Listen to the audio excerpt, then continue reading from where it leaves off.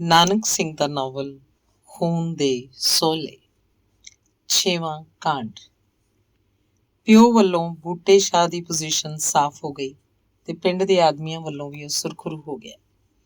ਪਰ ਜਿਹੜਾ ਕੰਡਾ ਅਜੇ ਤੀਕ ਉਹਦੀ ਹਿੱਕ 'ਚ ਰੜਕ ਰਿਹਾ ਸੀ, ਉਹ ਸੀ ਨਸੀਮ ਪਾਸੋਂ ਸ਼ਰਮਿੰਦਗੀ। ਉਹ ਜਾਣਦਾ ਸੀ ਕਿ ਨਸੀਮ ਨੂੰ ਇਸ ਜ਼ਿਲਤ ਦੀ ਖੁੱਭਣ ਵਿੱਚ ਖੋਭਣ ਵਾਲਾ ਉਹੀ ਹੈ। ਜੇ ਉਹ ਨਸੀਮ ਨੂੰ ਨਾ ਪ੍ਰੇਰਦਾ ਤਾਂ ਉਸ ਵਿਚਾਰੀ ਨੇ ਕਿਉਂ ਉਸ ਦੈਂਤ ਪਾਸੋਂ ਦਿਲ ਤੇ ਸਰੀਰ ਦੋਵਾਂ ਉੱਤੇ ਸੱਟਾਂ ਸਹਿਣੀਆਂ ਸਨ। ਬਾਬਾ ਭਾਨਾ ਉਸੇ ਰਾਤ ਬਿਨਾਂ ਕੁਝ ਖਾਧੇ ਪੀਤੇ ਨਸੀਮ ਦੇ ਘਰ ਚਲਾ ਗਿਆ ਤੇ ਲੱਗਦੀ ਵਾਹ ਉਹਨੂੰ ਧੀਰਜ ਦਿਲਾਸਾ ਦੇ ਆਇਆ। ਜਦ ਨਸੀਮ ਦੀ ਮਾਂ ਨੇ ਉਹਨੂੰ ਦੱਸਿਆ ਕਿ ਕਿਸ ਤਰ੍ਹਾਂ ਸਾਗ ਤੋੜ ਰਹੀ ਕੁੜੀ ਨੂੰ ਯੂਸਫ ਬਾਹੋਂ ਫੜ ਕੇ ਬਦੋ-ਬਦੀ ਬਗੀਚੀ 'ਚ ਲੈ ਗਿਆ ਤੇ ਇਵੇਂ ਨਸੀਮ ਨੇ ਉਸ ਬੁਰਛੇ ਪਾਸੋਂ ਆਪਣਾ ਈਮਾਨ ਬਚਾਉਣ ਲਈ ਹੱਥੋਂ-ਪਾਈ ਕੀਤੀ, ਤਾਂ ਬੁੱਢੇ ਦੇ ਚਿਹਰੇ ਦੀਆਂ ਝੁਰੜੀਆਂ ਬਰੂਦ ਦਾ ਪਤੀਲਾ ਬਣ ਗਈਆਂ। ਭਾਵੇਂ ਕਿ ਉਹ ਇਸ ਮਾਮਲੇ ਦੀ ਅਸਲੀਅਤ ਪੁੱਤਰ ਪਾਸੋਂ ਸੁਣ ਚੁੱਕਾ ਸੀ, ਉਹਨੂੰ ਅਰਮਾਨ ਬਹੁਤਾ ਇਸ ਗੱਲ ਦਾ ਸੀ ਕਿ ਯੂਸਫ ਉਹਦੇ ਕਾਬੂ ਨਾ ਆ ਸਕਿਆ। ਜਦ ਬੂਟੇ ਸ਼ਾਹ ਨੇ ਪੰਚਾਇਤ ਦੇ ਸਾਹਮਣੇ ਸਾਬਤ ਕਰ ਦਿੱਤਾ ਕਿ ਇਸ ਮਾਮਲੇ 'ਚ ਸਾਰਾ ਕਸੂਰ ਯੂਸਫ ਦਾ ਹੀ ਸੀ, ਤਾਂ ਪਿੰਡ ਦੇ ਗਊਆਂ ਸੁਆਣੀਆਂ ਜਿੱਥੇ ਨਸੀਮ ਬਾਬਤ ਭਾਂਤੋ ਭਾਂਦੀਆਂ ਭੂਤ ਭਤੀਤੀਆਂ ਉਡਾ ਰਹੇ ਸਨ, ਸ਼ਰਧਾ ਤੇ ਸਤਿਕਾਰ ਨਾਲ ਸਭਨਾਂ ਦੇ ਸਿਰ ਝੁਕ ਕੇ ਜ਼ਬਾਨਾਂ ਖਾਮੋਸ਼ ਹੋ ਗਈਆਂ। ਹੁਣ ਹਰ ਕੋਈ ਇਹੋ ਕਹਿੰਦਾ ਸੁਣਾਈ ਦਿੰਦਾ ਸੀ ਵੀ ਹੌਸਲਾ ਹੋਵੇ ਤਾਂ ਇਸ ਕੁੜੀ ਵਰਗਾ ਜਿਹਨੇ ਸ਼ੀਂਹ ਅਰਗੇ ਜਵਾਨ ਪਾਸੋਂ ਆਪਣੀ ਪੱਤ ਆਬਰੂ ਬਚਾਈ। ਨਸੀਮ ਲੋਕਾਂ ਨੂੰ ਸਾਰੇ ਪਿੰਡ ਦੀ ਇੱਕ ਆਦਰਸ਼ਕ ਹੀਰੋਇਨ ਜਾਪਣ ਲੱਗ ਪਈ ਸੀ, ਪਰ ਇੰਨੀ ਵਡਿਆਈ ਤੇ ਸਤਿਕਾਰ ਪ੍ਰਾਪਤ ਕਰਨ ਤੇ ਵੀ ਕੀ ਨਸੀਮ ਖੁਸ਼ ਸੀ? ਉਸੇ ਰਾਤ ਬੂਟੇ ਸ਼ਾਹ ਦੀ ਸਲਾਹ ਨਸੀਮ ਪਾਸ ਜਾਣ ਦੀ ਹੋਈ, ਪਰ ਇੱਕ ਤਾਂ ਸ਼ਰਮਿੰਦਗੀ ਦੇ ਕਾਰਨ ਤੇ ਦੂਜਾ ਇਹ ਖਿਆਲ ਕਰਕੇ ਕਿ ਅੱਜ ਤਾਂ ਉਹਦਾ ਪਿਓ ਹਰ ਹੀਲੇ ਨਸੀਮ ਦੇ ਘਰ ਜਾਏਗਾ ਹੀ, ਉਹ ਨਹੀਂ ਜਾ ਸਕਿਆ। ਦੂਜੇ ਦਿਨ ਉਹ ਸਾਰਾ ਦਿਨ ਕਿਸੇ ਐਸੇ ਮੌਕੇ ਦੀ ਭਾਲ 'ਚ ਰਿਹਾ ਜਦੋਂ ਨਸੀਮ ਨੂੰ ਇਕੱਲਿਆਂ ਮਿਲ ਕੇ ਉਸ ਪਾਸੋਂ ਖਿਮਾ ਮੰਗ ਸਕੇ। ਸੂਰਜ ਅਸਤ ਹੋ ਰਿਹਾ ਸੀ ਤੇ ਉਹਦੀਆਂ ਅੰਤ ਕਿਰਨਾਂ ਦਾ ਫਿੱਕਾ ਜਿਹਾ ਪ੍ਰਕਾਸ਼ ਰਾਤ ਦੇ ਕਾਲੇ ਡਰਾਉਣੇ ਹਨੇਰੇ ਨੂੰ ਸੱਦਾ ਦੇ ਰਿਹਾ ਸੀ, ਜਿਹਦੀ ਇੱਕ ਅੱਧ ਕਿਰਨ ਸੁਗਰਾ ਦੇ ਮਰੀਅਲ ਚਿਹਰੇ ਤੇ ਪੈ ਕੇ ਉਹਨੂੰ ਹੋਰ ਵੀ ਪੀਲਾ ਤੇ ਡਰਾਉਣਾ ਬਣਾ ਰਹੀ ਸੀ। ਉਹ ਆਪਣੀ ਕਮਜ਼ੋਰ ਬਾਂਹ ਹਿਲਾਉਂਦੀ ਹੋਈ ਵਿਹੜਾ ਸੰਭਰ ਰਹੀ ਸੀ। ਬੂਹੇ ਅੱਗੇ ਗਲ ਉੱਚੀ ਕੰਧ ਵਿਚਾਲੇ ਬਣੀ ਹੋਈ ਰਸੋਈ 'ਚੋਂ ਸਰੋਂ ਦਾ ਸਾਗ ਰਿੱਝਣ ਦੀ ਮਿੱਠੀ ਮਿੱਠੀ ਤੇ ਮਨ ਭਾਣੀ ਖੁਸ਼ਬੂ ਆ ਰਹੀ ਸੀ। ਲਾਗੇ ਹੀ ਛੋਟੇ ਚੁੱਲ੍ਹੇ 'ਚ ਗੋਇਆਂ ਦੀ ਅੱਗ ਤੇ ਦੁੱਧ ਕੱਢਣਾ ਧਰਿਆ ਸੀ। ਨੁੱਕਰ 'ਚ ਇੱਕ ਭਾਰੀ ਮਧਾਣੀ ਖੜੀ ਕੀਤੀ ਸੀ, ਜਿਹਤੇ ਥਿੰਦੇ ਨੇਤਰੇ ਗੀਟੀਆਂ ਤੇ ਚੱਪਣ ਉੱਤੇ ਕੱਕੇ ਰੰਗ ਦੀਆਂ ਕੀੜੀਆਂ ਤੁਰ ਰਹੀਆਂ ਸਨ। ਗੰਦਲਾਂ ਨਾਲੋਂ ਲਾਹੇ ਹੋਏ ਪੱਤਰ ਤੇ ਕੁਝ ਪੱਕੀਆਂ ਗੰਦਲਾਂ ਦੇ ਡੱਕ ਇੱਕ ਛੱਜ 'ਚ ਪਾ ਕੇ ਵਿਹੜੇ ਦੀ ਇੱਕ ਨੁੱਕਰੇ ਰੱਖੇ ਸਨ, ਸ਼ਾਇਦ ਗਊ ਨੂੰ ਚਾਰਨ ਲਈ। ਖੁਰਲੀ ਤੇ ਬੱਧੀ ਹੋਈ ਚਿੱਟਕਬਰੀ ਗਊ, ਜਿਹੜੀ ਹੁਣੇ ਵੱਗ ਨਾਲੋਂ ਨਿਖੜ ਕੇ ਆਈ ਸੀ, ਆਪਣੇ ਬੱਚੇ ਨੂੰ ਜਿਹੜਾ ਪਰਲੇ ਕਿੱਲੇ ਨਾਲ ਬੱਧਾ ਹੋਇਆ ਦੁੱਧ ਦੀ ਉਡੀਕ 'ਚ ਉਹਦੇ ਨੇੜੇ ਆ ਗਿਆ ਸੀ, ਚੱਟ ਰਹੀ ਸੀ। ਵਿਹੜੇ 'ਚ ਅੰਬ ਦਾ ਬੂਟਾ ਕਿਸੇ ਅਲਬੇਲੇ ਗੱਭਰੂ ਵਾਂਗ ਹਵਾ ਦੇ ਝੋਂਕਿਆਂ 'ਚ ਝੂਮ ਰਿਹਾ ਸੀ, ਜਿਹਦੇ ਸਾਏ ਹੇਠ ਬਹੁਤ ਸਾਰੇ ਪੀਲੇ ਸੁੱਕੇ ਪੱਤਰ ਖਿਲਰੇ ਹੋਏ ਸਨ ਤੇ ਥੋੜ੍ਹੀ ਦੇਰ ਬਾਅਦ ਇੱਕ ਅੱਧ ਹੋਰ ਪੱਤਰ ਉੱਪਰੋਂ ਡਿੱਗ ਕੇ ਉਹਨਾਂ ਦੀ ਗਿਣਤੀ 'ਚ ਵਾਧਾ ਕਰ ਰਿਹਾ ਸੀ।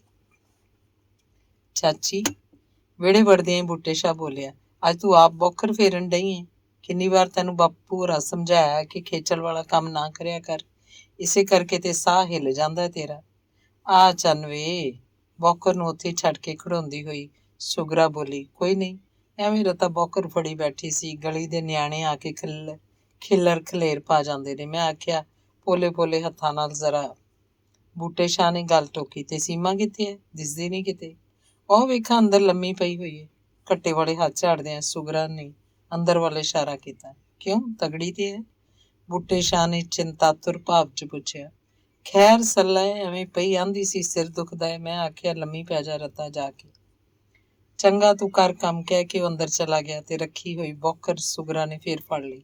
ਸੀਮਾ, ਅੰਦਰ ਜਾ ਕੇ ਬੂਟੇ ਸ਼ਾਹ ਨੇ ਆਵਾਜ਼ ਦਿੱਤੀ, ਕਿਉਂ ਲੰਮੀ ਪਈ ਹੋਈ ਹੈ? ਝਟਪਟ ਉੱਠ ਕੇ ਬੈਠਦੀ ਨਸੀਮ ਬੋਲੀ, ਆਓ ਭਾਜੀ, ਐਵੇਂ ਜ਼ਰਾ ਸਿਰ ਨੂੰ ਪੀੜ ਹੁੰਦੀ ਸੀ। ਬੈਠ ਜਾਓ ਨਾ, ਖੜੇ ਕਿਉਂ ਜੇ? ਬੂਟੇ ਸ਼ਾਹ ਦੀ ਕਲਪਨਾ ਗਲਤ ਨਿਕਲੀ। ਉਹ ਸੋਚਦਾ ਆਇਆ ਸੀ ਨਸੀਮ ਦੇ ਚਿਹਰੇ ਉੱਤੇ ਉਹ ਆਪਣੇ ਵਿਰੁੱਧ ਨਫ਼ਰਤ ਦਾ ਨਹੀਂ ਤਾਂ ਉਦਾਸੀਨਤਾ ਦਾ ਭਾਵ ਜ਼ਰੂਰ ਵੇਖੇਗਾ, ਤੇ ਇਸ ਨਫ਼ਰਤ ਜਾਂ ਉਦਾਸੀਨਤਾ ਨੂੰ ਨਸੀਮ ਦੇ ਦਿਲ 'ਚੋਂ ਕੱਢਣ ਲਈ ਉਹਨੂੰ ਕੀ ਕੁਝ ਕਹਿਣਾ ਹੋਏਗਾ। ਪਰ ਨਸੀਮ ਉੱਤੇ ਪਹਿਲੀ ਨਜ਼ਰ ਪੈਂਦੀ ਉਹਨੂੰ ਕਿਸੇ ਵੀ ਗੱਲ ਦੀ ਗੁੰਜਾਇਸ਼ ਨਾ ਦਿਸੀ। ਸਦਾ ਵਾਂਗ ਹੀ ਨਸੀਮ ਦੇ ਚਿਹਰੇ ਨੂੰ ਉਹਨੇ ਭਰਾਤਰੀ ਪਿਆਰ 'ਚ ਰੰਗਿਆ ਵੇਖਿਆ। ਮਨ ਨੂੰ ਨਾ ਖੁਸ਼ ਕਰਨ ਵਾਲੀ ਘਟਨਾ ਕਦੀ ਹੋਈ ਨਹੀਂ। ਮੰਜੇ ਤੇ 2 ਕੁ ਮਿੰਟ ਚੁੱਪਚਾਪ ਬੈਠਾ ਰਹਿਣ ਤੋਂ ਬਾਅਦ ਬੂਟੇ ਸ਼ਾਹ ਬੋਲਿਆ, ਸੀਮਾ ਮੈਨੂੰ ਮਾਫ ਕਰ ਨਹੀਂ ਕਰੇਂਗੀ? ਨਸੀਮ ਉਚੇਚੇ ਤੌਰ ਤੇ ਉਸ ਵੱਲ ਤੱਕੀ ਤੇ ਬੂਟੇ ਸ਼ਾਹ ਦੀਆਂ ਅੱਖਾਂ 'ਚ ਪ੍ਰਾਸ਼ਚਿਤ ਦੇ ਨਾਲ ਹੀ ਆਤਮ ਗਿਲਾਨੀ ਦੇ ਭਾਵ ਤੱਕ ਕੇ ਬੋਲੀ, ਕਿਸ ਗੱਲ ਦੀ ਮਾਫੀ ਭਾਜੀ? ਤੁਸੀਂ ਐਡੇ ਨਿੰਮੇ ਝੂਣੇ ਕਿਉਂ ਜੇ? ਸੀਮਾ, ਬੂਟੇ ਸ਼ਾਹ ਦੀ ਆਵਾਜ਼ ਵਿੱਚੋਂ ਉਹਦੇ ਦਿਲ ਦੀ ਪੀੜ ਸਾਫ਼ ਪਈ ਲੱਭਦੀ ਸੀ। ਸਾਰਾ ਕਸੂਰ ਮੇਰਾ ਹੀ ਹੈ, ਨਹੀਂ ਤੇ ਕਿਉਂ ਤੈਨੂੰ ਉਸ ਬੋਲਦਾ ਰੁਕ ਗਿਆ। ਕੁਝ ਤਾਂ ਅਫਸੋਸ ਦੇ ਬੋਝ ਨੇ ਉਹਦਾ ਗਲਾ ਰੋਕ ਦਿੱਤਾ ਤੇ ਕੁਝ ਯੂਸਫ ਦੀ ਸ਼ਰਮਨਾਕ ਕਰਤੂਤ ਦੇ ਖਿਆਲ ਨੇ। ਜਿਉਂ ਹੀ ਨਸੀਮ ਨੇ ਉਹਦੀਆਂ ਅੱਖਾਂ 'ਚ ਪਾਣੀ ਵੇਖਿਆ ਕਿ ਉਹਦਾ ਵੀਰ ਪਿਆਰ ਦਾ ਜਜ਼ਬਾ ਹੋਰ ਵੀ ਬੇਕਾਬੂ ਹੋ ਗਿਆ। ਉਹ ਆਪਣੇ ਥਾਂ ਤੋਂ ਸਰਕੀ ਤੇ ਬੂਟੇ ਸ਼ਾਹ ਦੇ ਮੋਢੇ ਨੂੰ ਦੋਵਾਂ ਹੱਥਾਂ ਦੀ ਕੰਘੀ ਨਾਲ ਢੱਕ ਕੇ ਹੇਠਾਂ ਨੂੰ ਕੁਝ ਦਬਾਉਂਦੀ ਬੋਲੀ, ਭਾਜੀ ਤੁਸੀਂ ਕੀ ਪਏ ਕਹਿੰਦੇ ਹੋ? ਭਲਾ ਤੁਹਾਡਾ ਇਸ 'ਚ ਕੀ ਕਸੂਰ ਸੀ? ਤੁਸੀਂ ਕੋਈ ਮੇਰੇ ਦੁੱਖ ਹੀ ਸੋ? ਨਹੀਂ ਸੀਮਾ, ਬਿਨਾਂ ਉਸ ਵੱਲ ਧਿਆਨ ਦਿੱਤਿਆਂ ਬੂਟੇ ਸ਼ਾਹ ਸਾਹਮਣੇ ਬੂਹੇ ਦੇ ਤਾਕ ਉੱਤੇ ਨਜ਼ਰ ਟਿਕਾਈ ਬੋਲਿਆ, ਸਾਰਾ ਮੇਰਾ ਹੀ ਕਸੂਰ ਸੀ। ਮੈਂ ਨਹੀਂ ਸੀ ਜਾਣਦਾ ਕਿ ਉਸ ਬਦਜ਼ਾਤ ਨੇ ਤੇ ਸੱਭਿਅਤਾ ਦੀ ਕਿਸੇ ਸੰਗ ਨੇ ਪੂਰੀ ਗੱਲ ਉਹਦੇ ਮੂੰਹ ਨਾ ਨਿਕਲਣ ਦਿੱਤੀ। ਐਵੇਂ ਨਾ ਦਿਲ ਢਾਇਆ ਕਰੋ ਭਾਜੀ। ਨਸੀਮ ਦਾ ਇੱਕ ਹੱਥ ਬੂਟੇ ਸ਼ਾਹ ਦੇ ਮੋਢੇ ਤੇ ਦੂਜਾ ਉਹਦੀ ਪਿੱਠ ਤੇ ਸੀ। ਮੈਂ ਨਹੀਂ ਬੋਲਾਂਗੀ ਤੁਹਾਡੇ ਨਾਲ ਜੇ ਤੁਸੀਂ ਇਹੋ ਜਿਹੀਆਂ ਗੱਲਾਂ ਕੀਤੀਆਂ। ਪਰ ਜਾਪਦਾ ਸੀ ਅਜੇ ਵੀ ਬੂਟੇ ਸ਼ਾਹ ਦੇ ਦਿਲ ਤੋਂ ਬੋਝ ਨਹੀਂ ਲੱਥਾ ਜਿਹਨੂੰ ਉਤਾਰਨ ਲਈ ਉਹ ਅੱਜ ਨਸੀਮ ਪਾਸ ਆਇਆ ਸੀ। ਉਹਦਾ ਦਿਲ ਬਰਾਬਰ ਉਹਦੇ ਲਾਹਨਤਾਂ ਪਾ ਰਿਹਾ ਸੀ। ਤੁਸੀਂ ਨਹੀਂ ਮੰਨੋਗੇ ਭਾਜੀ? ਨਸੀਮ ਨੇ ਬੂਟੇ ਸ਼ਾਹ ਦੀ ਭਾਵ ਭੰਗੀ ਵਿੱਚ ਕੋਈ ਫਰਕ ਨਾ ਆਇਆ ਤੱਕ ਕੇ ਦੁਖੀ ਹੋ ਕੇ ਕਿਹਾ, ਮੇਰਾ ਦਿਲ ਤੋੜਨ ਲੱਗੇ ਜੇ? ਐਤਕੀ ਬੂਟੇ ਸ਼ਾਹ ਦੀਆਂ ਅੱਖਾਂ ਉਤਾਂ ਉੱਠੀਆਂ ਤੇ ਨਸੀਮ ਦੀਆਂ ਅੱਖਾਂ 'ਚ ਗੱਡੀਆਂ ਗਈਆਂ। ਮਾਨੋ ਅੱਖਾਂ ਹੀ ਅੱਖਾਂ ਰਾਹੀਂ ਉਸ ਨੂੰ ਕਹਿ ਰਿਹਾ ਹੋਵੇ, ਨਸੀਮ ਮੈਂ ਤੇਰਾ ਦਿਲ ਤੋੜਾਂਗਾ ਜਿਹੜਾ ਤੇਰੇ ਟੁੱਟੇ ਦਿਲ ਨੂੰ ਜੋੜਨ ਦੀ ਚਿੰਤਾ 'ਚ ਘੁਲ ਰਿਹਾ। ਉਸੇ ਤਰ੍ਹਾਂ ਨਸੀਮ ਦੀਆਂ ਅੱਖਾਂ ਜਿਹੜੀਆਂ ਇਸ ਵੇਲੇ ਹੰਝੂਆਂ ਨਾਲ ਤ੍ਰਿਬੁੱਢ ਸਨ ਵਿੱਚ ਤੱਕਦਾ ਹੋਇਆ ਬੂਟੇ ਸ਼ਾਹ ਬੋਲਿਆ, ਸੀਮਾ ਤੇਰਾ ਦਿਲ ਕਿੱਡਾ ਚੌੜਾ ਹੈ। ਕੋਈ ਵੀ ਭੈਣ ਇਹੋ ਜਿਹੇ ਪਾਪੀ ਭਰਾ ਨੂੰ ਮਾਫ ਨਾ ਕਰ ਸਕਦੀ। ਤੇ ਉਹਦਾ ਸੱਜਾ ਹੱਥ ਆਪਣੇ ਆਪ ਉੱਠ ਕੇ ਨਸੀਮ ਦੇ ਸਿਰ ਤੇ ਰੋਲਕਣ ਲੱਗ ਪਿਆ। ਵੌਕਰ ਦਾ ਕੰਮ ਮੁਕਾ ਕੇ ਸੁਗਰਾ ਅੰਦਰ ਆ ਗਈ ਤੇ ਉਸੇ ਮੰਜੇ ਦੀ ਪੈਂਦ ਵੱਲ ਬੈਠਦੀ ਬੋਲੀ, ਕੀ ਗੂੜੀਆਂ ਗੱਲਾਂ ਹੋ ਰਹੀਆਂ ਨੇ ਭੈਣ ਭਰਾ 'ਚ ਅੱਜ? ਤੇ ਦੋਵਾਂ ਦੀਆਂ ਗਿੱਲੀਆਂ ਅੱਖਾਂ ਵੱਲ ਧਿਆਨ ਨਾਲ ਤੱਕ ਕੇ ਉਹ ਲਗਭਗ ਮਾਮਲੇ ਨੂੰ ਸਮਝ ਗਈ। ਕੁਝ ਨਹੀਂ ਚਾਚੀ, ਬੂਟੇ ਸ਼ਾਹ ਨੇ ਨਸੀਮ ਵੱਲੋਂ ਧਿਆਨ ਮੋੜ ਕੇ ਉਸ ਵੱਲ ਤੱਕਿਆ। ਕੱਲ ਵਾਲੀ ਗੱਲ ਕਰ ਰਿਹਾ ਸੀ। ਸੀਮਾ ਨੂੰ ਕਹਿਣ ਆਇਆ ਵਾਂ ਵੀ ਦਿਲ ਤੇ ਨਾ ਲਾਵੇ ਕੋਈ ਗੱਲ, ਉਹ ਜਾਣੇ ਜਿਹਾ ਕੋਈ ਕਰੇਗਾ ਤੇ ਭਰੇਗਾ। ਸੁਗਰਾ ਦੇ ਸੁੱਕੇ ਪਤਲੇ ਚਿਹਰੇ ਤੇ ਉੱਤੇ 2 ਅੰਦਰ ਨੂੰ ਧਸੀਆਂ ਹੋਈਆਂ ਅੱਖਾਂ ਜਿਨ੍ਹਾਂ ਦੇ ਬਾਹਰ ਕਾਲੇ ਘੇਰੇ ਪਏ ਸਨ ਇਸ ਤਰ੍ਹਾਂ ਥਿਰਕੀਆਂ ਜਿਵੇਂ ਚੂਚਿਆਂ ਵਾਲੀ ਕੁੱਕੜੀ ਆਕਾਸ਼ੇ ਉੱਡਦੀ ਚੀਲ ਦੀ ਯਾਦ ਨਾਲ। ਉਹਦੀ ਕਮਜ਼ੋਰ ਗਰਦਨ ਤੇ ਉਭਰੀਆਂ ਹੋਈਆਂ ਨੀਲੀਆਂ ਨਾੜਾਂ ਹੋਰ ਸਪਸ਼ਟ ਹੋ ਗਈਆਂ ਤੇ ਇੱਕ ਹੌਕਾ ਭਰ ਕੇ ਬੋਲੀ, ਚੰਨਾ ਕੀ ਪੁੱਛਣਾ? ਸਾਰੀ ਰਾਤ ਅੱਖ ਸੜ ਜਾਏ ਜੇ ਜੁੜੀ ਹੋਵੇ। ਅੱਲਾ ਨੇ ਇਹ ਦਿਨ ਵੀ ਵਿਖਾਉਣਾ ਸੀ। ਇੰਨੀ ਉਮਰ ਹੋ ਗਈ ਪਿੰਡ 'ਚ ਵਸਦਿਆਂ, ਕਦੀ ਕਿਸੇ ਨੇ ਚਿੜੀ ਦਾ ਬੋਟ ਨਹੀਂ ਸੀ ਛੇੜਿਆ। ਖਬਰੇ ਉਸ ਨਾਮਰਾਦ ਨੂੰ ਜਿਸ ਇੰਨਾ ਵੀ ਨਾ ਸੋਚਿਆ ਵੀ ਇਕੱਠਿਆਂ ਭੈਣਾਂ ਭਰਾਵਾਂ ਵਾਂਗ ਖੇਡ ਵੱਡਾ ਹੋਇਆ ਸੀ, ਜਵਾਨੀ ਟੁੱਟੇ ਨੇ, ਇੰਨਾ ਵੀ ਨਾ ਖਿਆਲ ਕੀਤਾ ਪਈ। ਗੱਲ ਟੋਕ ਕੇ ਬੂਟੇ ਸ਼ਾਹ ਬੋਲਿਆ, ਅੱਛਾ ਚਾਚੀ ਭੁੱਲ ਜਾ ਹੁਣ ਇਸ ਗੱਲ ਨੂੰ। ਅਰਮਾਨ ਇੱਕੋ ਏ ਵੀ ਕਾਬੂ ਨਹੀਂ ਆਇਆ, ਨਹੀਂ ਤੇ ਵੇਖਦੀ ਹੋ ਕਿਹੋ ਜਿਹੀ ਕੁੱਤੇ ਦੀ ਬਾਬ ਹੋਣੀ ਸੀ ਉਸ ਨਾਲ। ਪਰ ਕਿਸਮਤ ਉਹਦੀ ਚੰਗੀ ਸੀ, ਬਚ ਕੇ ਨਿਕਲ ਗਿਆ। ਵੀ ਜਵਾਨੀਆਂ ਮਾਣੇ, ਗਦ ਕੰਠ 'ਚੋਂ ਸੁਗਰਾ ਬੋਲੀ, ਅੱਲਾ ਦੀ ਮਿਹਰ ਤੇ ਤੁਹਾਡੀ ਬਰਕਤ ਦਾ ਸਦਕਾ ਹੈ, ਨਹੀਂ ਤੇ ਮੇਰੇ ਵਰਗੀ ਸਿਰੋਂ ਨੰਗੀ ਦੀ ਕਿਸ ਬਾਤ ਪੁੱਛਣੀ ਸੀ। ਸਭੋ ਸੁਣ ਚੁੱਕੀਆਂ, ਜੀਓ ਜਾਗੋ ਸ਼ਾਲਾ, ਜਦ ਤੋੜੀ ਭਾਈਏ ਉਹਨਾਂ ਦਾ ਤੇ ਤੇਰਾ ਛਤਰ ਝੁੱਲਦਾ ਹੈ ਸਾਡੇ ਸਿਰ ਤੇ, ਸਾਨੂੰ ਕਿਸ ਗੱਲ ਦਾ ਵਗੁੱਚਾ ਹੈ। ਅੱਜ ਦੇ ਸਮੇਂ 'ਚ ਸਕੇ ਸਕੀਰੇ ਵੀ ਕਿਸੇ ਦੀ ਬਾਤ ਨਹੀਂ ਪੁੱਛਦੇ। ਅੱਲਾ ਨੇ ਖਬਰੇ ਕਿਵੇਂ ਮੇਰੇ ਤੇ ਇਹਨਾਂ 2 ਨਿਆਣਿਆਂ ਦੇ ਵਕਤਾਂ ਨੂੰ ਤੁਹਾਡੀ ਛਾਂ ਹੇਠ ਲੈ ਆਂਦਾ। ਨਹੀਂ ਤੇ ਛੱਡ ਚਾਚੀ, ਬੂਟੇ ਸ਼ਾਹ ਨੂੰ ਇਹ ਗੱਲਾਂ ਨਹੀਂ ਸੁਖਾਈਆਂ। ਕੀ ਲੈ ਬੈਠੀ ਹੈ? ਇਹ ਵੀ ਕੋਈ ਕਰਨ ਵਾਲੀਆਂ ਗੱਲਾਂ ਨੇ? ਕ੍ਰਿਸ਼ਨਾ ਭੈਣ ਨਾ ਮਰਦੀ ਤਾਂ ਖਬਰੇ ਨਾ ਹੀ ਇੰਨਾ ਮੋਹ ਪੈਂਦਾ ਸੀਮਾ ਨਾਲ। ਹੁਣ ਤੇ ਸੱਚ ਕਹਿਣਾ ਚਾਚੀ, ਕਦੀ ਕਦੀ ਖਿਆਲ ਆਉਂਦਾ ਵੀ ਪਰਮਾਤਮਾ ਨੇ ਕ੍ਰਿਸ਼ਨਾ ਦੇ ਬਦਲੇ ਮੈਨੂੰ ਸੀਮਾ ਦੇ ਦਿੱਤੀ ਹੈ। ਬਾਪੂ ਹੋਣੇ ਵੀ ਜਦ ਕਦੀ ਜ਼ਿਕਰ ਛੇੜਦਾ ਆਂਦੇ ਹੁੰਦੇ ਨੇ, ਸੀਮਾ ਦੀ ਨੁਹਾਰ ਨਿਰੀ ਪੂਰੀ ਸਾਡੀ ਕ੍ਰਿਸ਼ਨਾ ਵਰਗੀ ਹੈ। ਇਸੇ ਵਾਂਗ ਭੋਲੀ ਭਾਲੀ ਸੀ ਉਹ ਵੀ, ਤੈਨੂੰ ਪਤਾ ਹੀ ਏ ਕਿ ਤੂੰ ਕਿਹੜਾ ਨਹੀਂ ਵੇਖੀ ਹੋਈ। ਸਾਰੇ ਦੁੱਖ ਦਰਦ ਭੁੱਲ ਗਏ ਸੁਗਰਾ ਨੂੰ ਬੋਲੀ, ਪੁੱਤ ਵੇ, ਅੱਲਾ ਮੀਆਂ ਸਲਾਮਤ ਰੱਖੇ ਤੁਹਾਨੂੰ। ਕ੍ਰਿਸ਼ਨਾ ਨਾਲ ਮੇਰਾ ਕੋਈ ਘੱਟ ਮੋਹ ਸੀ? ਏਡੀ ਹੁੰਦੜ ਹੇੜ ਕੁੜੀ ਕਾਹਨੂੰ ਕਦੀ ਵੇਖੀ ਸੀ। ਦਿਨਾਂ 'ਚ ਇਉਂ ਨਿਕਲੀ ਜਿੱਕਣ ਕੋਈ ਪਰੀਆਂ ਦੇਸੋਂ ਆਈ ਹੁੰਦੀ ਏ। ਵੇਖ ਵੇਖ ਕੇ ਦਿਲ ਰੱਜਦਾ ਨਹੀਂ ਸੀ। ਅੱਲਾ ਮੀਆਂ ਜੇ ਹਾਥੀ ਦਾ ਧਾਗਾ ਨਾ ਤੋੜਦਾ ਤਾਂ ਅੱਜ ਮੇਰੀ ਕ੍ਰਿਸ਼ਨਾ ਦੀ ਝਾਲ ਨਹੀਂ ਸੀ ਚੱਲੀ ਜਾਣੀ। ਪਰ ਚੰਨਾ ਮੋਇਆਂ ਨਾਲ ਮਰਿਆ ਤੇ ਨਹੀਂ ਨਾ ਜਾਂਦਾ। ਸੀਮਾ ਪਹਿਲਾਂ ਤੁਹਾਡੀ ਮਗਰੋਂ ਮੇਰੀ। ਅੱਛਾ, ਜਿਹੜੀ ਹੋ ਗਈ ਸੋ ਹੋ ਗਈ, ਪਰ ਇਹ ਗੱਲ ਸਮਝਾ ਦੇ ਆਪਣੀ ਭੈਣ ਨੂੰ ਵੀ ਇਕੱਲੀ ਦੁਕੱਲੀ ਨਾ ਜਾਇਆ ਕਰੇ ਪਹਿਲੀ ਬੰਨੇ। ਕੁੜੀਆਂ ਚਿੜੀਆਂ ਥੋੜੀਆਂ ਤੇ ਨਹੀਂ, ਜਾਣਾ ਹੋਇਆ ਤਾਂ ਸੰਗ ਸਾਥ ਨਾਲ ਚਲੀ ਗਈ। ਵੇਖੇ ਨਾ ਹੀਰਿਆ, ਅੱਜ ਪਹਿਲਾਂ ਵਰਗੇ ਜ਼ਮਾਨੇ ਨਹੀਂ ਰਹੇ। ਪਿੰਡ ਸਾਡਾ ਅਜੇ ਵੀ ਭਾਵੇਂ ਸਿਆਂ ਨਾਲੋਂ ਚੰਗਾ, ਪਰ ਫਿਰ ਵੀ ਸਿਆਣੇ ਆਂਦੇ ਹੁੰਦੇ ਨੇ ਵੀ ਮਨ ਭਾਉਂਦਾ ਖਾਈਏ ਤੇ ਜੱਗ ਭਾਉਂਦਾ ਹੰਡਾਈਏ। ਕਾਹਨੂੰ ਐਵੇਂ ਲੋਕਾਂ ਦੀ ਦੰਦ ਕਥਾ ਚ ਆਉਣਾ ਹੋਇਆ। ਇਹ ਗੱਲ ਸੱਚੀ ਹੈ ਚਾਚੀ ਤੇਰੀ, ਕਹਿ ਕੇ ਫਿਰ ਉਸ ਨਸੀਮ ਵੱਲ ਤੱਕਿਆ। ਕੱਲਿਆਂ ਜਾਣ ਆਉਣ ਦੀ ਲੋੜ ਕੀ ਹੋਈ ਸੀਮਾ? ਚਾਰੇ ਬੰਨੇ ਹੋਰ ਕੋਈ ਸਾਥ ਨਾ ਲੱਭੇ ਤਾਂ ਭਰਜਾਈ ਆਪਣੀ ਨੂੰ ਨਾਲ ਲੈ ਜਾਇਆ ਕਰ। ਬੂਹੇ ਤੇ ਬੂਹਾ ਏ, ਆਵਾਜ਼ ਮਾਰੀ ਪਹੁੰਚ ਜਾਂਦੀ ਏ, ਕਿਹੜਾ ਕਿਤੇ ਦੂਰ ਏ। ਨਸੀਮ ਨੇ ਬਿਨਾਂ ਬੋਲਣ ਤੋਂ ਸਤਿਕਾਰ ਭਰੀ ਨਜ਼ਰ ਨਾਲ ਉਸ ਵੱਲ ਤੱਕਿਆ। ਉਹਦੀਆਂ ਅੱਖਾਂ 'ਚ ਇਕਰਾਰ ਦੇ ਭਾਵ ਸਨ। ਆਉਣ ਲੱਗਿਆਂ ਬੂਟੇ ਸ਼ਾਹ ਦੇ ਦਿਲ ਤੇ ਜਿਹੜਾ ਅਸਹਿ ਭਾਰ ਲੱਦਿਆ ਹੋਇਆ ਸੀ, ਵਾਪਸੀ ਉੱਤੇ ਸਾਰਾ ਉਤਰ ਚੁੱਕਾ ਸੀ। ਜਦ ਉਹ ਆਪਣੇ ਘਰ ਵੱਲ ਜਾ ਰਿਹਾ ਸੀ ਤਾਂ ਦਿਲ ਨੂੰ ਉਹਨੇ ਹੌਲਾ ਫੁੱਲ ਵਰਗਾ ਮਹਿਸੂਸ ਕੀਤਾ। ਕਾਂਡ 7ਵਾਂ। ਕੱਪੜਾ ਜਿਉਂ-ਜਿਉਂ ਮੈਲਾ ਹੁੰਦਾ ਜਾਂਦਾ ਹੈ, ਤਿਉਂ-ਤਿਉਂ ਉਸ ਵਿੱਚ ਉਜਲੇਪਨ ਦਾ ਸੁਹੱਪਣ ਖਤਮ ਹੋਈ ਜਾਂਦਾ ਹੈ ਤੇ ਅਖੀਰ ਮੈਲ ਉਹਨੂੰ ਇੰਨਾ ਬਦਰੰਗ ਕਰ ਦਿੰਦੀ ਹੈ ਕਿ ਉਸ ਉੱਤੇ ਕਿਸੇ ਵੀ ਰੰਗ ਦਾ ਅਸਰ ਅਸੰਭਵ ਹੋ ਜਾਂਦਾ ਹੈ। ਪਰ ਕੀ ਰੰਗਾਂ ਦੇ ਅਸਰ ਨੂੰ ਕਬੂਲਣ ਦੀ ਸ਼ਕਤੀ ਉਸ ਵਿੱਚੋਂ ਹਮੇਸ਼ਾ ਲਈ ਚਲੀ ਜਾਂਦੀ ਹੈ? ਨਹੀਂ ਗਈ ਹੁੰਦੀ, ਕੇਵਲ ਮੈਲ ਦੀਆਂ ਤਹਿਆਂ ਹੇਠ ਦਬ ਚੁੱਕੀ ਹੁੰਦੀ ਹੈ। ਜਿਉਂ ਹੀ ਸਾਬਣ ਦੀ ਛੋਹ ਨੂੰ ਪ੍ਰਾਪਤ ਹੋਵੇ, ਇੱਕ ਵਾਰੀ ਫੇਰ ਉਹੀ ਉਜਲਾਪਣ ਉਸ 'ਚ ਵਰਤਮਾਨ ਹੁੰਦਾ ਹੈ। ਰੰਗਾਂ ਨੂੰ ਕਬੂਲਣ ਦੀ ਸ਼ਕਤੀ ਫੇਰ ਨਵੇਂ ਸਿਰ ਉਸ 'ਚ ਦਿਖਾਈ ਦੇਣ ਲੱਗਦੀ ਹੈ। ਇਹੋ ਹੱਲ ਮੰਨਦਾ ਹੈ ਜਿਹੜਾ ਪਾਪਾਂ ਦੀ ਮੈਲ ਨਾਲ ਭਾਰਾ ਤੇ ਬਦਰੰਗ ਹੁੰਦਾ ਇੱਕ ਵੇਲੇ ਚੀਥੜੇ ਦੀ ਸ਼ਕਲ ਅਖਤਿਆਰ ਕਰ ਲੈਂਦਾ ਹੈ, ਪਰ ਜਦ ਕਦੀ ਪਸ਼ਚਾਤਾਪ ਦੇ ਸਾਬਣ ਦਾ ਸਪਰਸ਼ ਉਹਨੂੰ ਪ੍ਰਾਪਤ ਹੋ ਜਾਏ, ਉਹਦੀ ਸਵੱਛਤਾ ਜਿਉਂ ਦੀ ਤਿਉਂ ਮੁੜ ਆਉਂਦੀ ਹੈ। ਕੁਝ ਵੀ ਸਾਡੇ ਅੰਦਰੋਂ ਕਦੀ ਜ਼ਾਇਆ ਨਹੀਂ ਹੁੰਦਾ।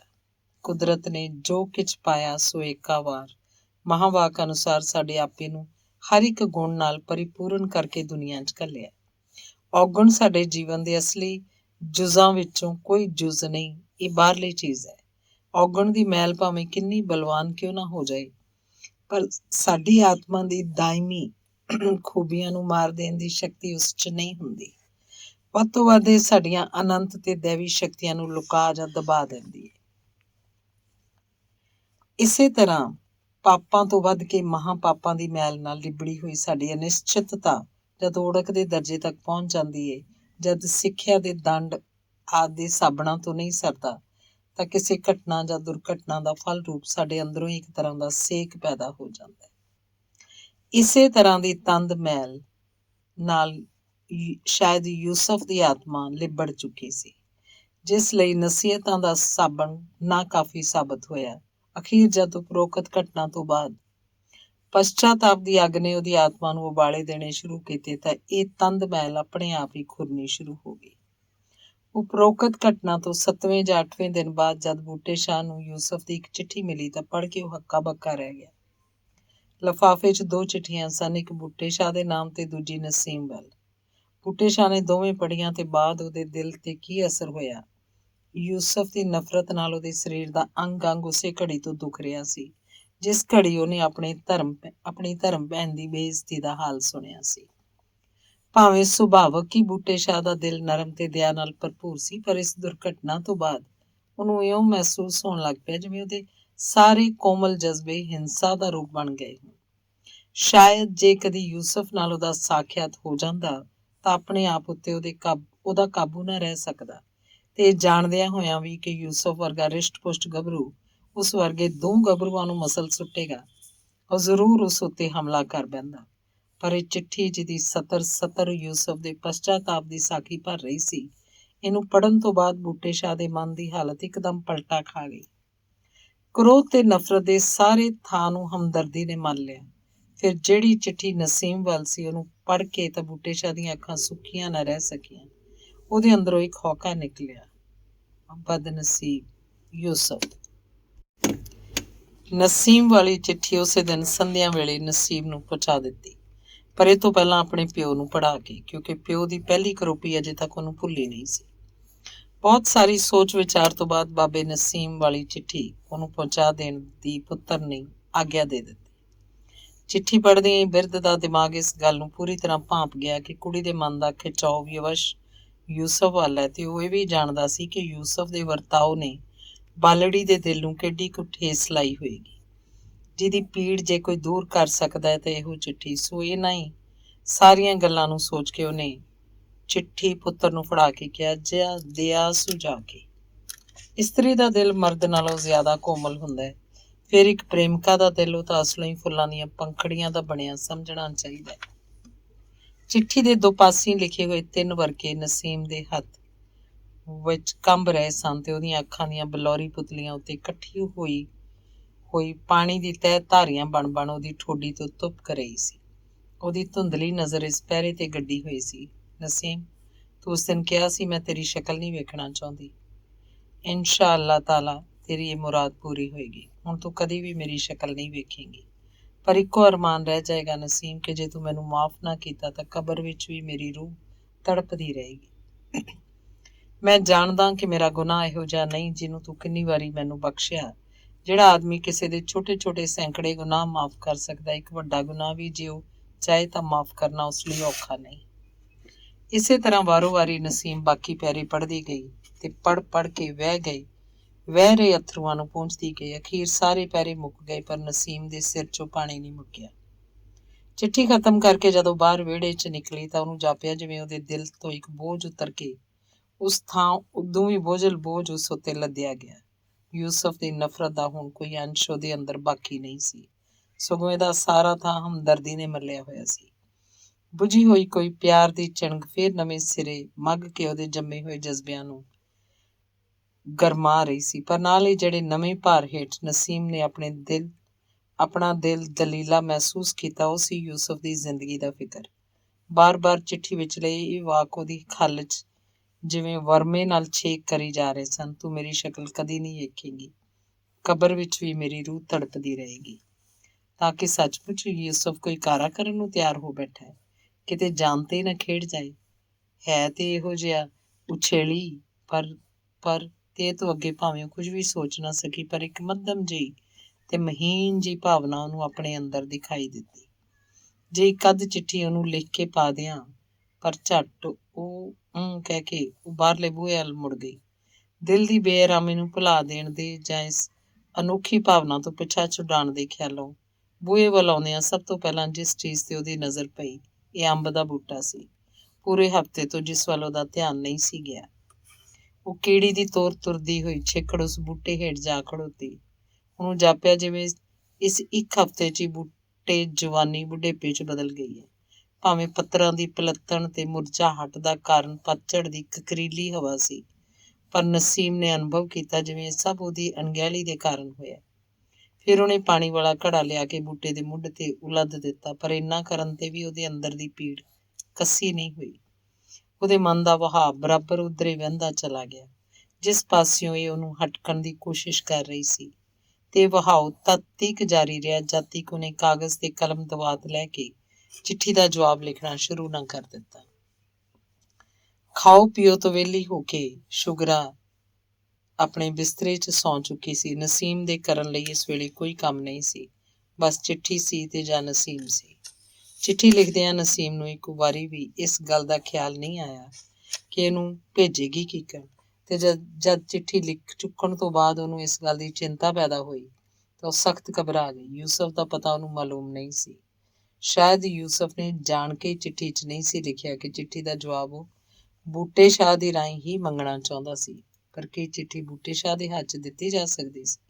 ਇਸ ਖਿਆਲ ਨੇ ਨਸੀਮ ਨੂੰ ਸ਼ਰਮ ਨਾਲ ਪਾਣੀ ਕਰ ਦਿੱਤਾ। ਫਿਰ ਅਖੀਰ ਉਹਨੇ ਦੋਵੇਂ ਚਿੱਠੀਆਂ, ਆਪਣੀ ਵੀ ਤੇ ਯੂਸਫ ਵਾਲੀ ਵੀ, ਆਪਣੇ ਕੱਪੜਿਆਂ ਵਾਲੇ ਟਰੰਕ 'ਚ ਰੱਖ ਛੱਡੀਆਂ। ਰਾਤ ਦਾ ਕਾਫੀ ਹਿੱਸਾ ਉਹਨੇ ਇਸੇ ਸੋਚ ਵਿਚਾਰ 'ਚ ਗੁਜ਼ਾਰ ਦਿੱਤਾ ਕਿ ਚਿੱਠੀ ਪਾਵੇ ਤਾਂ ਕਿਸ ਤਰ੍ਹਾਂ ਪਾਵੇ, ਤੇ ਜੇ ਨਾ ਪਾਈ ਗਈ ਤਾਂ ਹੋ ਸਕਦਾ ਉਹ ਬੇਵਕੂਫ ਜਿਹਾ ਯੂਸਫ ਕੋਈ ਹੋਰ ਹੀ ਚੰਨ ਚੜਾ ਪਏ। ਰਾਤ ਬੀਤੀ। ਜਦ ਅਗਲਾ ਦਿਨ ਚੜ੍ਹਿਆ ਤਾਂ ਵੀ ਨਸੀਮ ਦੇ ਦਿਲ ਉੱਤੇ ਉਹੀ ਰਾਤ ਵਾਲੀ ਬੇਆਰਾਮੀ ਸਵਾਰ ਸੀ। ਯੂਸਫ ਨੂੰ ਕਿਸੇ ਭਾਵੀ ਖਤਰੇ ਤੋਂ ਬਚਾਉਣ ਲਈ ਹੀ ਉਹ ਇਸ ਚਿੱਠੀ ਦਾ ਜਵਾਬ ਦੇਣਾ ਚਾਹੁੰਦੀ ਸੀ।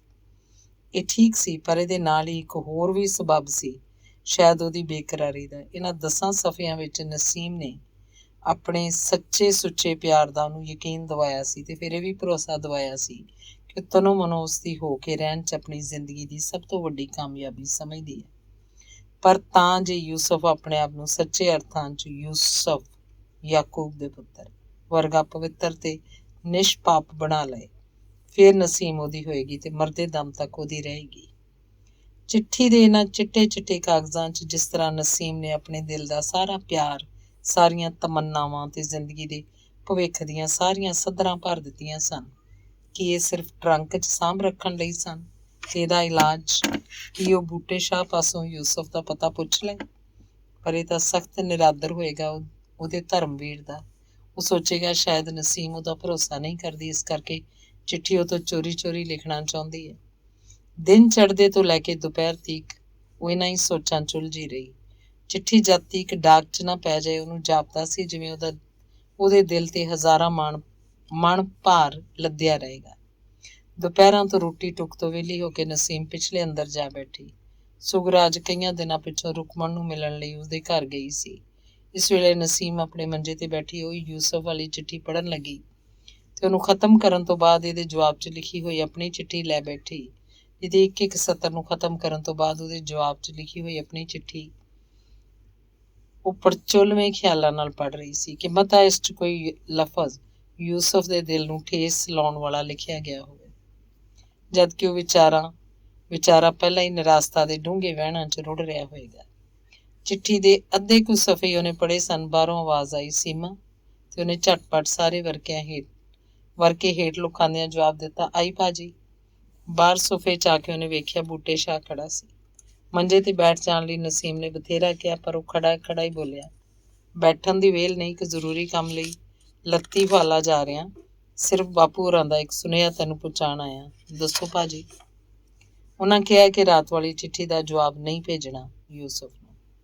ਨਸੀਮ ਦਾ ਸੁਣ ਕੇ ਤਰਾਹ ਨਿਕਲ ਗਿਆ। ਉਹ ਪੁੱਛਣਾ ਚਾਹੀ ਕਿਉਂ, ਪਰ ਪੁੱਛ ਨਹੀਂ ਸਕੀ।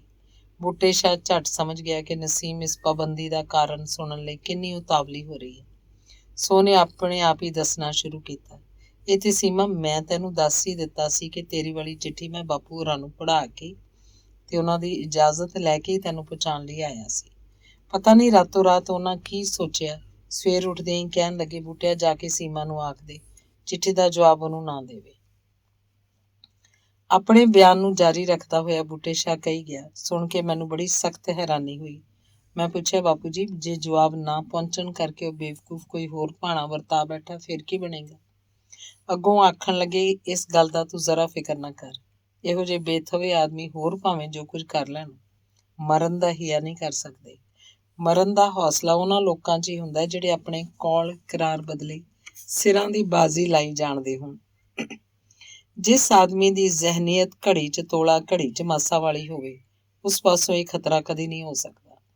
ਨਾਲੇ ਬਾਪੂ ਹੋਰਾਂ ਮੈਨੂੰ ਵੀ ਸਖਤ ਹਦਾਇਤ ਕੀਤੀ ਹੈ ਕਿ ਮੈਂ ਵੀ ਹਾਲੇ ਮਹੀਨਾ 10 ਦਿਨ ਯੂਸਫ ਨੂੰ ਕੋਈ ਖੱਤ ਨਾ ਪਾਵਾਂ। ਇਹ ਕਰਨ ਤੋਂ ਸ਼ਾਇਦ ਬਾਪੂ ਹੋਰਾਂ ਦੀ ਮੁਰਾਦ ਉਹਨੂੰ ਨਸੀਹਤ ਦੇਣ ਦੀ ਹੈ। ਕੁਝ ਵੀ ਹੋਵੇ ਸੀਮਾ, ਇਹ ਤਾਂ ਸਾਨੂੰ ਮੰਨਣਾ ਹੀ ਪਏਗਾ ਕਿ ਬਾਪੂ ਹੋਰਾਂ ਦਾ ਤਜਰਬਾ ਮੇਰੇ ਨਾਲੋਂ ਬਹੁਤ ਉੱਚਾ ਹੈ। ਉਹਨਾਂ ਜੋ ਕੁਝ ਵੀ ਸਾਨੂੰ ਕਿਹਾ ਸੋਚ ਸਮਝ ਕੇ ਕਿਹਾ ਹੋਏਗਾ ਤੇ ਮੇਰੇ ਖਿਆਲ 'ਚ ਸਾਨੂੰ ਦੋਹਾਂ ਨੂੰ ਇਸ ਉੱਤੇ ਪੂਰੀ ਤਰ੍ਹਾਂ ਅਮਲ ਕਰਨਾ ਪਵੇਗਾ। ਨਸੀਮ ਦਾ ਸਿਰ ਜਿਵੇਂ ਅੱਧੇ ਤੋਂ ਬਹੁਤਾ ਜ਼ਮੀਨ 'ਚ ਗੱਡਿਆ ਗਿਆ। ਬੂਟੇ ਸ਼ਾਹ ਨੇ ਕਹਿਣਾ ਜਾਰੀ ਰੱਖਿਆ, ਪਰ ਸੀਮਾ, ਮੈਂ ਤੇਰਾ ਦਿਲ ਤੋੜਨਾ ਨਹੀਂ ਚਾਹੁੰਦਾ। ਜੇ ਤੂੰ ਜ਼ਰੂਰ ਹੀ ਜਵਾਬ ਦੇਣਾ ਚਾਹੁੰਦੀ ਹੋਵੇ ਤਾਂ ਮੈਂ ਤੈਨੂੰ ਉਹਦਾ ਪਤਾ ਲਿਖ ਦੇਣਾ ਵਾ, ਤੂੰ ਪਾ ਦੇਈਂ ਬੇਸ਼ੱਕ। ਬਾਪੂ ਹੋਰਾਂ ਨੂੰ ਮੈਂ ਨਹੀਂ ਦੱਸਾਂਗਾ। ਨਾ ਭਾਜੀ, ਨਸੀਮ ਕੰਨਾਂ ਤੇ ਹੱਥ ਧਰ ਕੇ ਬੋਲੀ, ਬਾਪੂ ਹੋਰਾਂ ਜ਼ਰੂਰ ਕੁਝ ਸੋਚ ਸਮਝ ਕੇ ਕਿਹਾ ਹੋਏਗਾ। ਅਸੀਂ ਭਾਵੇਂ ਕਿੰਨੇ ਸਿਆਣੇ ਪਏ ਹੋਈਏ, ਪਰ ਉਹਨਾਂ ਦੇ ਸਾਹਮਣੇ ਤਾਂ ਬੱਚੇ ਹੀ ਆ। ਮੈਂ ਤੇ ਕਈ ਵਾਰੀ ਅਜ਼ਮਾ ਪਰਤਾ ਕੇ ਵੇਖ ਚੁੱਕੀ ਹਾਂ, ਬਾਪੂ ਹੋਰਾਂ ਦੀ ਗੱਲ ਹਮੇਸ਼ਾ ਪੱਥਰ ਤੇ ਲੀਕ ਹੁੰਦੀ ਹੈ। ਉਹਨਾਂ ਜੋ ਕੁਝ ਕਿਹਾ ਹੈ ਮੇਰੀ ਭਲਾਈ ਲਈ ਹੀ ਕਿਹਾ ਹੋਏਗਾ। ਮੈਂ ਨਹੀਂ ਪਾਵਾਂਗੀ, ਤੁਸੀਂ ਉਹਨਾਂ ਨੂੰ ਆਖ ਦੇਣਾ। ਬੂਟੇ ਸ਼ਾਹ ਸੁਣ ਕੇ ਦੰਗ ਰਹਿ ਗਿਆ। ਕਿੰਨਾ ਨਿਸ਼ਚੈ ਹੈ ਇਸ ਕੁੜੀ ਦਾ ਇੱਕ ਪਰਾਏ ਪਿਓ ਉੱਤੇ। ਹਾਲਾਂਕਿ ਬੂਟੇ ਸ਼ਾਹ ਨੂੰ ਖੁਦ ਦੀ ਇਹ ਮੁਦਾਖਲਤ ਨਹੀਂ ਸੀ ਭਾਈ, ਪਰ ਜਿਉਂ ਹੀ ਉਹਨੇ ਨਸੀਮ ਦੀਆਂ ਗੱਲਾਂ ਸੁਣੀਆਂ ਬਾਪੂ ਦੀ ਇਸ ਭਵਿੱਖਬਾਣੀ ਉੱਤੇ ਕਿ ਯੂਸਫ ਮਰੇਗਾ ਨਹੀਂ, ਉਹਨੂੰ ਵੀ ਪੂਰਾ ਯਕੀਨ ਹੋ ਗਿਆ। ਕੰਮ ਦੀ ਕਾਹਲ ਕਰਕੇ ਬੂਟੇ ਸ਼ਾਹ ਹੋਰ ਨਾ ਠਹਿਰ ਸਕਿਆ ਤੇ ਉਹਦੇ ਚਲੇ ਜਾਣ ਤੋਂ ਬਾਅਦ ਨਸੀਮ ਨੇ ਉਵੇਂ ਹੀ ਵਿਛਾਈ ਹੇਠੋਂ ਸਾਰੇ ਕਾਗਜ਼ਾਂ ਨੂੰ ਪਾੜ ਕੇ ਸੁੱਟ ਦੇਵੇ। ਖੈਰ ਐਸਾ ਨਹੀਂ ਕਰ ਸਕੀ ਨਸੀਮ। ਦਿਲ ਉਹਦਾ ਦੁਖੀ ਤੇ ਨਿਰਾਸ਼ ਜ਼ਰੂਰ ਹੋਇਆ, ਪਰ ਇਸ ਦੁੱਖ ਨਿਰਾਸ਼ਤਾ ਨੂੰ ਉਹਨੇ ਉਹਨਾਂ ਹੀ ਭਾਵਾਂ 'ਚ ਗ੍ਰਹਿਣ ਕੀਤਾ ਜਿਨ੍ਹਾਂ ਵਿੱਚ ਇੱਕ ਫੋੜੇ ਦਾ ਮਰੀਜ਼ ਕਿਸੇ ਜਰਾਹ ਦੀ ਕਿਰਿਆ ਨੂੰ ਸਹਿ ਲੈਂਦਾ ਹੈ, ਜਿਸ ਨੇ ਆਪਣੇ ਤੇਜ਼ ਨਸ਼ਤਰ ਨਾਲ ਉਸ ਨੂੰ ਲਹੂ ਲੁਹਾਨ ਕਰ ਦਿੱਤਾ ਹੋਵੇ। ਕਾਂਡ 8ਵਾਂ। ਪੋਹ ਦਾ ਮਹੀਨਾ ਇਸ ਸੁਭਾਗ ਪਿੰਡ ਉੱਤੇ ਆਪਣੀਆਂ ਰਹਿਮਤਾਂ ਦੇ ਛੱਟੇ ਦਿੰਦਾ ਦਵਾਉਂਦਾ ਲੰਘ ਚੱਲਿਆ। ਮਾਘ ਦੇ ਸਵਾਗਤ ਲਈ ਸਭ ਬੁੱਢਿਆਂ ਨੱਢਿਆਂ ਦੇ ਦਿਲ ਬੇਸਬਰੀ ਨਾਲ ਉਡੀਕ ਕਰਨ ਲੱਗੇ, ਜਦਕਿ ਲੋਹੜੀ ਦੀ ਰਾਤ ਇੱਕ ਮਹਾਨ ਜਸ਼ਨ ਦੇ ਰੂਪ 'ਚ ਮਨਾਈ ਜਾਣੀ ਸੀ। ਜਿਹਾ ਕਿ ਆਮ ਪਿੰਡਾਂ ਦਾ ਰਿਵਾਜ ਸੀ, ਇੱਥੇ ਲਗਭਗ ਸਾਰੇ ਤਿਉਹਾਰ ਹਿੰਦੂਆਂ ਦੇ ਹੋਣ ਭਾਵੇਂ ਮੁਸਲਮਾਨਾਂ ਦੇ ਸਾਂਝੇ ਤੌਰ ਤੇ ਮਨਾਏ ਜਾਂਦੇ ਹਨ। ਪਰ ਇਹ ਲੋਹੜੀ ਦੀ ਸੁਆਦਾਂ ਭਰੀ ਰਾਤ ਤਾਂ ਜਿਵੇਂ ਨਿੱਕਿਆਂ ਵੱਡਿਆਂ ਨੂੰ ਨਸ਼ਿਆਈ ਜਾਂਦੀ ਸੀ। ਲੋਕੀ ਇਸ ਇੱਕੋ ਰਾਤ ਦੇ ਮਾਣੇ ਹੋਏ ਸਵਾਦ ਨੂੰ ਅੱਧੇ ਸਾਲ ਤੀਕ ਯਾਦ ਕਰਦੇ ਰਹਿੰਦੇ ਤੇ ਬਾਕੀ ਆਉਣ ਵਾਲੀ ਲੋਹੜੀ ਦੀ ਉਡੀਕ 'ਚ ਗੁਜ਼ਾਰ ਦਿੰਦੇ ਸਨ। ਮੌਕੇ ਦੇ ਇੱਕ ਦੋ ਮੀਂਹ ਪੈ ਜਾਣ ਕਰਕੇ ਐਤਕੀ ਫਸਲਾਂ ਦੀ ਹਾਲਤ ਪਿਛਲੇ ਸਾਲ ਨਾਲੋਂ ਕਈ ਦਰਜੇ ਚੰਗੀ ਸੀ। ਪਿੰਡੋਂ ਬਾਹਰ ਦੂਰ ਤੱਕ ਰੂੜੀ ਸਬਜ਼ ਭਾਅ ਮਾਰਦੇ ਕਣਕਾਂ ਦੇ ਖੇਤਾਂ ਨੂੰ ਵੇਖ ਕੇ ਲੋਕ ਖੁਸ਼ੀ ਨਾਲ ਖੀਵੇ ਹੋ ਪੈਂਦੇ ਤੇ ਜਣੇ ਖਣੇ ਦੇ ਮੂੰਹ ਤੇ ਇਹੋ ਗੱਲ ਸੀ, ਰੱਬ ਜੇ ਤੋੜ ਚਾੜੇ ਤਾਂ ਐਤਕਾਂ ਉਹ ਫਸਲਾਂ ਹੋਣਗੀਆਂ ਕਿ ਪਿਛਲੇ 20 ਸਾਲਾਂ 'ਚ ਇੰਨਾ ਝਾੜ ਕਿਸੇ ਨੇ ਵੇਖਿਆ। ਕੀ ਬਰਾਨੀ ਕੀ ਚਾਹੀ, ਸਾਰੇ ਖੇਤ ਨਿਸਰਨ ਤੋਂ ਪਹਿਲਾਂ ਭਾਰ ਨਾਲ ਝੁਕਦੇ ਜਾ ਰਹੇ ਸਨ। ਲੋਹੜੀ ਨੂੰ ਕਿੰਨੇ ਦਿਨ ਬਾਕੀ ਨੇ? ਲੋਕੀ ਇੱਕ ਦੂਜੇ ਨੂੰ ਚਾਅ ਨਾਲ ਪੁੱਛਦੇ ਤੇ ਜਿਉਂ-ਜਿਉਂ ਦਿਨਾਂ ਦੀ ਗਿਣਤੀ ਥੋੜ੍ਹੀ ਰਹਿੰਦੀ ਜਾਂਦੀ, ਸ਼ੌਕ ਦੀਆਂ ਲਹਿਰਾਂ ਨਾਲ ਨਿੱਕਿਆਂ ਵੱਡਿਆਂ ਦੇ ਦਿਲ ਉਮਲ ਪੈਂਦੇ। ਅਖੀਰ ਜਦ ਕੁੱਲ ਇੱਕ ਹਫ਼ਤਾ ਬਾਕੀ ਰਹਿ ਗਿਆ ਤਾਂ ਪਿੰਡ ਦੇ ਮੁੰਡਿਆਂ ਕੁੜੀਆਂ ਨੇ ਉੱਧੜ ਧੁੰਮੀ ਚੁੱਕ ਲਈ। ਸੰਧਿਆਂ ਪੈਣ ਦੀ ਢਿੱਲ ਹੁੰਦੀ ਕਿ ਉੱਧਰ ਮੁੰਡਿਆਂ ਦੇ ਜੱਥੇ ਸੁੰਦਰ ਮੁੰਦਰੀਏ ਤੇ ਢੇਰ ਨੀ ਮੇਰੀ ਰੰਗ ਬਿਰੰਗੀ ਸੰਗ ਪਾੜ ਕੇ ਗਾਉਂਦੇ ਲੱਕੜਾਂ ਪਾਥੀਆਂ ਉਗਰਾਉਣ ਤੁਰ ਪੈਂਦੇ। ਇੱਧਰ ਕੁੜੀਆਂ ਦੀਆਂ ਢਾਣੀਆਂ ਦੇ ਮਾਈ ਲੱਕੜੀ ਜਿਵੇਂ ਤੇਰੀ ਬੱਚੜੀ ਅਲਾਪਦੀਆਂ ਹੋਈਆਂ ਐਤਕੀ ਮੁੰਡਿਆਂ ਪਾਸੋਂ ਬਾਜ਼ੀ ਲੈ ਜਾਣੀਆਂ ਦੀ ਜ਼ਿੱਦ ਨਾਲ ਬਾਲਣ ਇਕੱਠਾ ਕਰਨ ਲਈ ਭੱਜ ਪੈਂਦੀਆਂ। ਇਸੇ ਰੌਣਕ ਮੇਲੇ ਦੀ ਉਡੀਕ ਦਾ ਇੱਕ ਹਫ਼ਤਾ ਵੀ ਖਤਮ ਹੋਇਆ।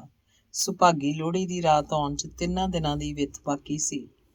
ਜਿਸ ਕਿਸੇ ਘਰ ਇਸ ਸਾਲ ਮੁੰਡਾ ਜੰਮਿਆ ਜਾਂ ਕੋਈ ਵਿਆਹ ਕੁੜਮਾਈ ਹੋਈ ਸੀ, ਉਹਨਾਂ ਦੇ ਘਰ ਤਾਂ ਇਹ ਲਾਡਲੀਆਂ ਫੌਜਾਂ ਜਿਉਂ ਧਰਨਾ ਮਾਰ ਕੇ ਬਹਿੰਦੀਆਂ ਕਿ ਜਦ ਤੱਕ ਮੂੰਹੋਂ ਮੰਗਿਆ ਟੈਕਸ ਵਸੂਲ ਨਾ ਹੋ ਜਾਂਦਾ ਉੱਠਣ ਦਾ ਨਾਂ ਹੀ ਨਹੀਂ ਸੀ ਲੈਂਦੀਆਂ।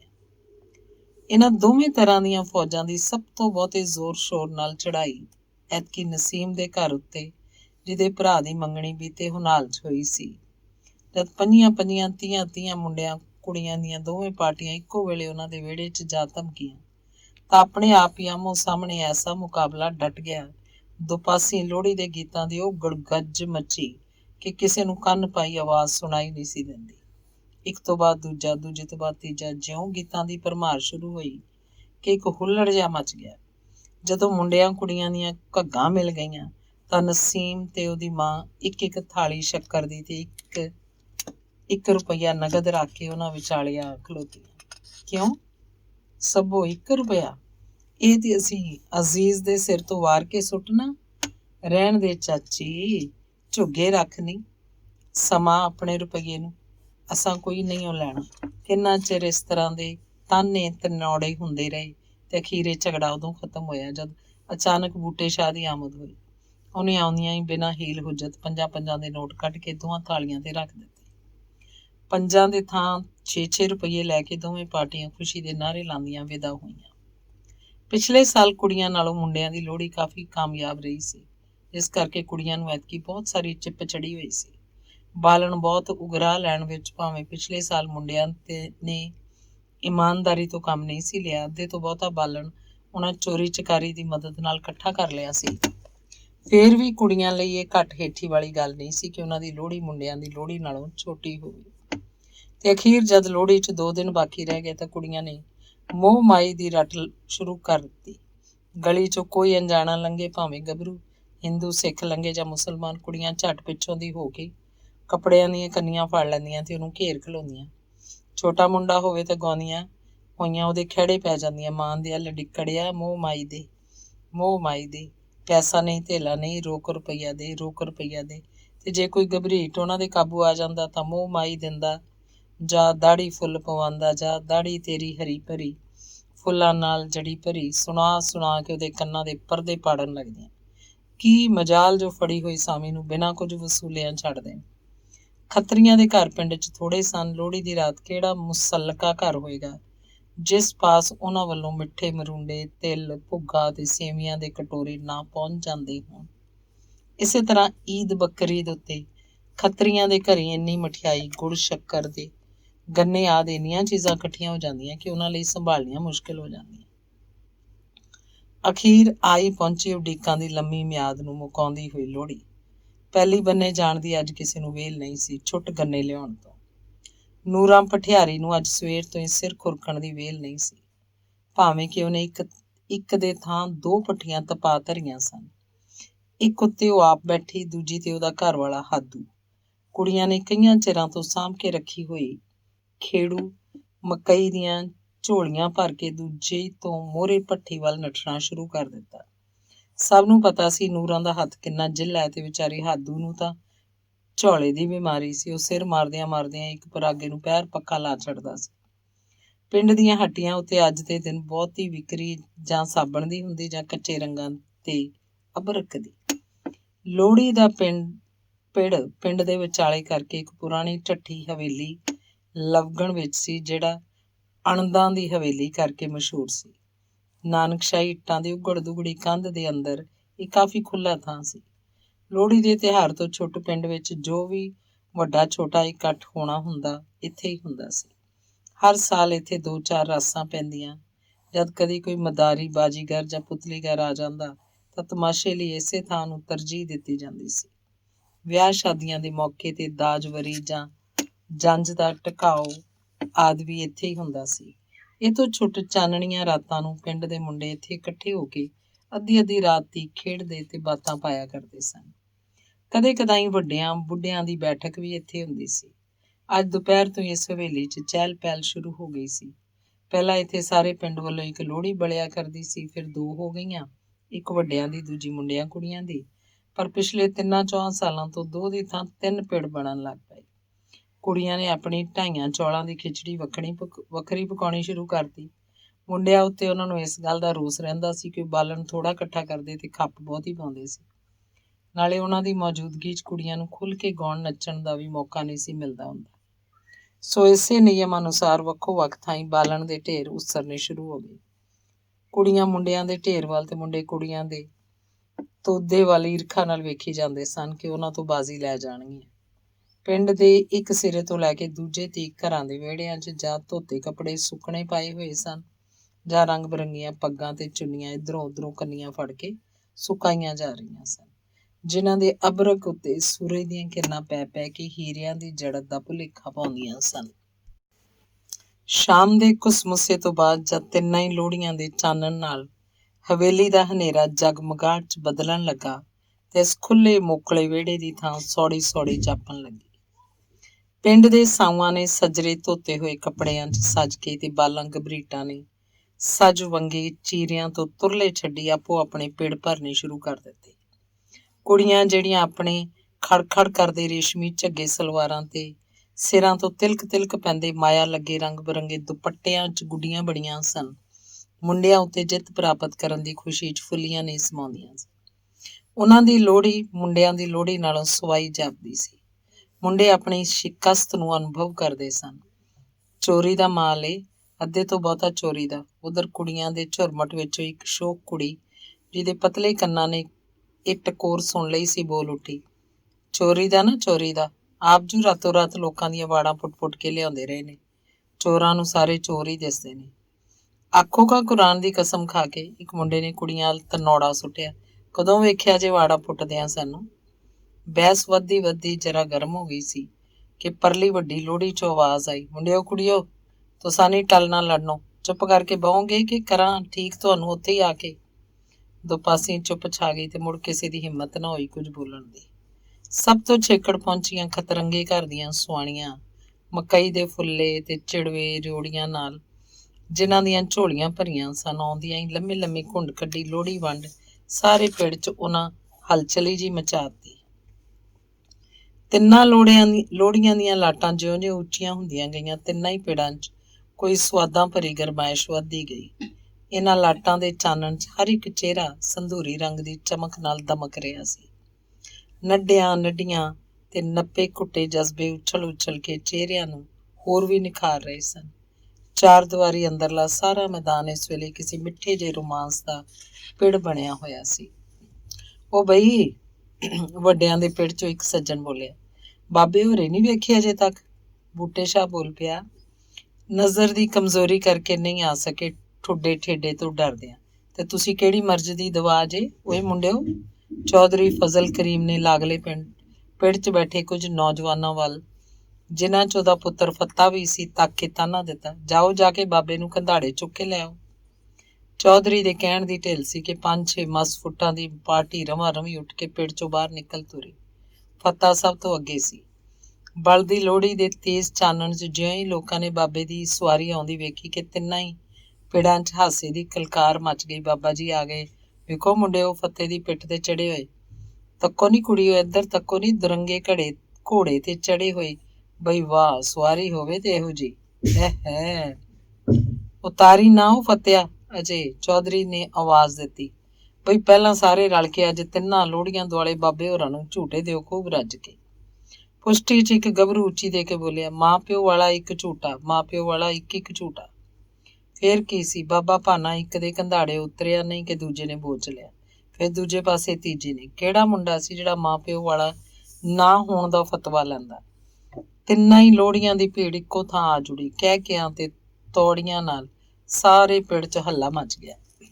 ਉਹ ਬਸ ਕਰੋ, ਛੱਡ ਵੀ ਦਿਓ ਹੁਣ। ਉਹ ਭੌਂ ਚੜ ਗਏ ਜੇ ਮੁੰਡਿਓ ਮੈਨੂੰ। ਬਾਬਾ ਚਿਲਾਈ ਜਾਂਦਾ ਸੀ, ਪਰ ਉੱਥੇ ਕੌਣ ਸੁਣਦਾ ਸੀ ਬਾਬੇ ਦੀ। ਅਖੀਰ ਕਿਸੇ ਤਰ੍ਹਾਂ ਇਹ ਕੰਮ ਖਤਮ ਹੋਇਆ ਤੇ ਬਾਬਾ, ਜਿਹੜਾ ਕੁਝ ਲੋਹੜੀ ਦੀ ਗਰਮੀ ਨਾਲ ਤੇ ਕੁਝ ਭੱਜਦੇ ਮੁੰਡਿਆਂ ਦੀਆਂ ਪਿੱਠਾਂ ਤੇ ਹਚਕੋਲੇ ਖਾ ਕੇ ਮੁੜਕੋ ਮੁੜਕੀ ਹੋ ਗਿਆ ਸੀ, ਹਫ਼ਤਾ ਹੋਇਆ ਪਿੜ 'ਚ ਆ ਬੈਠਾ। ਬਾਬਾ ਜੀ, ਇੱਕ ਬੋਲਿਆ, ਤੁਹਾਨੂੰ ਉਡੀਕ ਉਡੀਕ ਕੇ ਬੁੱਢੇ ਹੀ ਹੋ ਗਏ ਆ। ਤੁਸੀਂ ਮਚਲ ਮਾਰ ਕੇ ਬੈਠੇ ਰਹੇ। ਕੀ ਦੱਸਾਂ, ਖੁਦਾ ਬਖਸ਼ਾ, ਹਫ਼ਤਾ ਹੋਇਆ, ਬਾਬਾ ਬੋਲਿਆ। ਅੱਖਾਂ ਨੇ ਆਰੀ ਕਰ ਦਿੱਤਾ ਹੈ। ਅੱਗੇ ਫੇਰ ਨਜ਼ਰ ਮਾੜਾ ਮੋਟਾ ਕੰਮ ਕਰਦੀ ਸੀ, ਹੁਣ ਉੱਕਾ ਹੀ ਬੱਸ ਹੋ ਗਈ। ਨਹੀਂ ਤੇ ਮੈਂ ਭਲਾ ਨਾ ਹੁੰਦਾ। ਬਣਵਾਉਂਦੇ ਕਿਉਂ ਨਹੀਂ ਬਾਬਾ ਜੀ ਅੱਖਾਂ? ਚੌਧਰੀ, ਜਿਹੜਾ ਉਹਦੇ ਨਾਲ ਬੈਠਾ ਸੀ, ਬੋਲਿਆ। ਵੇਖਾ ਪਿਛਲੇ ਸਾਲ ਕੀ ਨਾਂ ਹੈ ਉਹਦਾ, ਇਲਾਹੀਏ ਦੇ ਪਿਓ ਨੇ ਬਣਵਾਈਆਂ ਸਨ ਕਿ ਨਾ। ਕੰਧ ਦੀ ਕੰਧ ਬਣਿਆ ਬੈਠਾ ਸੀ। ਹੁਣ ਜਾ ਕੇ ਵੇਖੋ, ਦਗੜ ਦਗੜ ਕਰਦਾ ਫਿਰਦਾ। ਵਿਖਾਈਆਂ ਸਨ ਪਿੱਛੇ ਜੇ ਡਾਕਟਰ ਨੂੰ। ਬਾਬਾ ਕਹਿੰਦਾ ਸੀ ਮੋਤੀਆ ਕੱਚਾ ਹੈ ਅਜੇ, 2-4 ਮਹੀਨੇ ਠਹਿਰ ਜਾ। ਐਤਕੀ ਮੇਰੀ ਸਲਾਹ ਹੈ ਪਿੱਛੇ ਇੱਤਰ ਵਿਸਾਖ 'ਚ ਬਣਵਾ ਹੀ ਲਵਾਂ ਅੱਖਾਂ ਬਗੈਰ। ਚੌਧਰੀ, ਕੀ ਤੈਨੂੰ ਦੱਸਾਂ, ਕੋਈ ਹੱਜ ਨਹੀਂ ਜਿਉਣ ਦਾ। ਸੱਚ ਕਿਸੇ ਕਿਹਾ, ਚੌਧਰੀ ਬੋਲਿਆ। ਦੰਦਾਂ ਬਾਝ ਸਵਾਦ ਨਾ ਕੋਈ ਤੇ ਅੱਖਾਂ ਬਾਝ ਜਹਾਨ। ਲੋਹੜੀ ਦੀ ਅੱਗ ਵਿੱਚੋਂ ਚੰਗਿਆੜੇ ਉੱਡ ਉੱਡ ਕੇ ਤਾਂ ਆਕਾਸ਼ ਵੱਲ ਜਾ ਰਹੇ ਸਨ, ਜਿਨ੍ਹਾਂ ਦੀ ਤਿੜ ਤਿੜ ਆਵਾਜ਼ 'ਚ ਛੋਟੇ ਬੱਚਿਆਂ ਦੇ ਚਲਾਏ ਜਾ ਰਹੇ ਪਟਾਕਿਆਂ ਦੀਆਂ ਆਵਾਜ਼ਾਂ ਰਲ ਕੇ ਇੱਕ ਸੁਹਾਵਣਾ ਸਮਾਂ ਬਣ ਰਹੀਆਂ ਸਨ। ਕੁੜੀਆਂ ਦੀ ਲੋਹੜੀ ਵੱਲੋਂ ਸ਼ਰਮੀਲੀ ਜਿਹੀ ਤੇ ਨੀਵੀਂ ਤੇ ਸੰਕੋਚਵੀਂ ਸੁਰ 'ਚ ਕੁਝ ਗਾਇਆ ਜਾ ਰਿਹਾ ਸੀ, ਜਿਹਨੂੰ ਮੁੰਡਿਆਂ ਦੀ ਫੌਜ ਬੜੇ ਗੌਰ ਨਾਲ ਕੰਨ ਚੁੱਕ ਚੁੱਕ ਕੇ ਸੁਣਨ ਦੀ ਕੋਸ਼ਿਸ਼ ਕਰ ਰਹੀ ਸੀ। ਇੱਧਰ ਵੱਡਿਆਂ ਸਿਆਣਿਆਂ ਦੀ ਮਜਲਿਸ ਵੀ ਆਪਣੇ ਰੰਗ ਵਿੱਚ ਪੂਰੀ ਤਰ੍ਹਾਂ ਗਰਮ ਸੀ। ਕੁਝ ਹੱਡ ਬੀਤੀਆਂ, ਕੁਝ ਜੱਗ ਬੀਤੀਆਂ ਦੇ ਆਧਾਰ ਤੇ ਕਈ ਕਿਸਮਾਂ ਦੀਆਂ ਬਹਿਸਾਂ ਚੱਲ ਰਹੀਆਂ ਸਨ। ਫਿਰ ਇੱਕ ਵਿੱਚੋਂ ਦੂਜੀ 'ਚੋਂ ਤੀਜੀ ਲੜੀ ਆਰੰਭ ਹੋ ਜਾਂਦੀ, ਜਿਹਦੀ ਸਮਾਪਤੀ ਤੋਂ ਪਹਿਲਾਂ ਹੀ ਕੋਈ ਨਵਾਂ ਸਿਲਸਿਲਾ ਸ਼ੁਰੂ ਹੋ ਜਾਂਦਾ। ਲੋਹੜੀ ਦਾ ਨਿੱਘ ਜਿਉਂ-ਜਿਉਂ ਵੱਧਦਾ ਗਿਆ, ਇਹਨਾਂ ਬਹਿਸਾਂ ਦੇ ਸਵਾਦ ਵਿੱਚ ਵੀ ਵਾਧਾ ਹੁੰਦਾ ਗਿਆ।